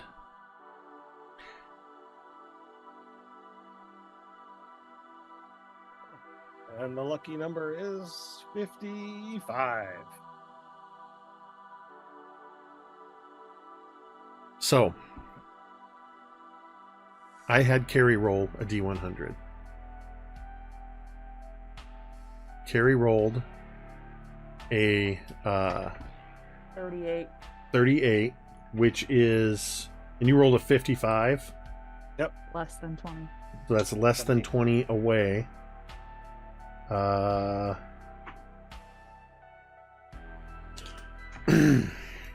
The spread that I was looking at was a 50, or the chance was 50%. So if you had to get 26% or more away. Right. Anne and Jessica, you see as Billy completes his transformation, and Rosie, as you hear the howl Snap around. I thought this snap shit happened at like around. midnight. At the same time, Billy's head snaps and his eyes land on Rosie. And an involuntary growl that turns into a barking howl escapes. Billy's muscles coil and tense as he springs toward Rosie. And that's where we're going to end tonight. Oh no. So in our next session, Rosie's jugular is feeling real safe right now. I'm in danger. I had to avoid. I kept avoiding saying anything that would trigger one way or the other for Rosie to go in, but I had at least 2 or 3 narration points where I referenced Rosie skipping rocks and the sun sinking toward the horizon. I thought this shit happened at midnight. I thought that I was banking on all of you thinking it was going to be a midnight kind of a transformation. But I also repeatedly said the moon is already in the sky. The moon is out in the daytime. The moon is at. What are we gonna fucking do? So there were a lot of visual and descriptive cues there. Yeah. So Rosie's not the smartest bulb in the. But drawer. I will say, just so you guys know what to prepare for, and those of you, 2 things I forgot to mention this. 2 things that happen up in the lighthouse as you're fiddling around with this device. As the sun sinks below the horizon and unbeknownst to you, Billy's transformation begins, the device begins to vibrate more intensely. And then you 3 up in the tower in the lighthouse hear the howl.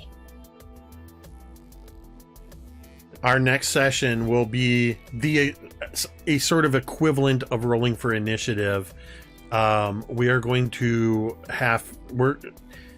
Rosie, Anne, and Jessica are all 3 going to have opportunities to react and do something. And Ted, keep this in mind. You failed to maintain control, so you will be role-playing as a feral Michigan dog man. So our next session ought to be very interesting. Those 8-bit life bars are going to get some usage. It'll be fine. Billy had some pizza. He's not hungry, surely. The episode title that literally just popped into my mind was Blood on the Beach. Oh, wow. I don't like that one. I don't like that title. I think you should pick something else. Well, we're workshopping it. So, I mean, tonight there's still some there's still a lot of different ways this can go, and you've got the 3 of you that are up in the lighthouse that we're planning to observe and everything. So something to think about between now and next week. Jessica and Anne are going to kick my ass, so it's all good. Fingers crossed. Yeah, we'll see what happens. Thank you all. It's always good when we can get the whole gang back together after somebody's been gone. Indeed. So glad to have Jessica back and also the real person M. Yeah, the it's real person M. That's yes. I guess of course. They're okay. Of course. They're there. They're there. The real person M. Right. We'll put quotes around. Are you real or are you the reflection? My God. You're not supposed to ask that kind of question. Right. So we are entering a world of not only sight and sound, but of mind. So thank you everybody. Of course, all the wonderful people, gifting subs, and resubbing, and things like that, as well as bits, and all of that. Of course, we all appreciate it, and the players do as well, which is why it's the players sometimes that are doing that, because they know they're benefiting from it. And I actively encourage that. But thank you to everybody who tuned in and hung out with us tonight. If you're somebody that likes to listen quietly in the background, lurking, we do have lurk and unlurk commands if you wanted to use them. But we appreciate you all the same, or if you're watching later with us on VOD, we hope you enjoy this and check out the rest of our games as well. tomorrow night, you can catch myself, Chad, Jeremy, and some other wonderful people over on... Wait. You're shaking your head no. Chad's not in that one? Nope. Nope. I'm thinking of the other one. You can catch myself and Jeremy and some other wonderful people. Chad's like, wait, did I agree to a game that I forgot I was like, about? listen, I'm down if you want me to No. be there. Tomorrow. I don't have any plans. Tomorrow, I'll show Friday the up, I'll roll the 13th. character, but Tomorrow's Friday the 13th, and we will be playing our household game over on Erasmus Expeditions on YouTube. Sounds like some low So I'm looking forward to it because I missed the first game. So this will be my introduction into these other characters as well. And then, of course, on Monday, we'll be back with Scribes and Scrolls. And then I think next Tuesday, or I've lost track of where we're at. It's either next Tuesday or the next Tuesday, but I think it's next Tuesday is when Sky Metal Iron Gods is supposed to happen. And if you missed it, you can catch the VOD after this weekend, but it is available on Twitch. We had what we realized after we went off the air was our finale of our Call of Cthulhu game. We really realized, there's not really anywhere else this can go. But we will be back next month on the second Wednesday of the month with as many as the players are available. And Ricky, we will be there with a Q&A, an opportunity for us to talk amongst ourselves about the game and our characters and take questions from the audience and just talk about that Call of Cthulhu campaign that's been going on all year. And then we'll be back here next Thursday for some more Paradise, Michigan. So finally, of course, I want to say a huge thank you, as always, to these amazing friends and players. Chad, Tamiko, Carrie, Ted, Jeremy, and Em, without whom this would just be me talking to myself for a couple hours. With that, we're going to go ahead and end this stream the same way we end every stream, and you can say it with me if you want. Penguins make milk.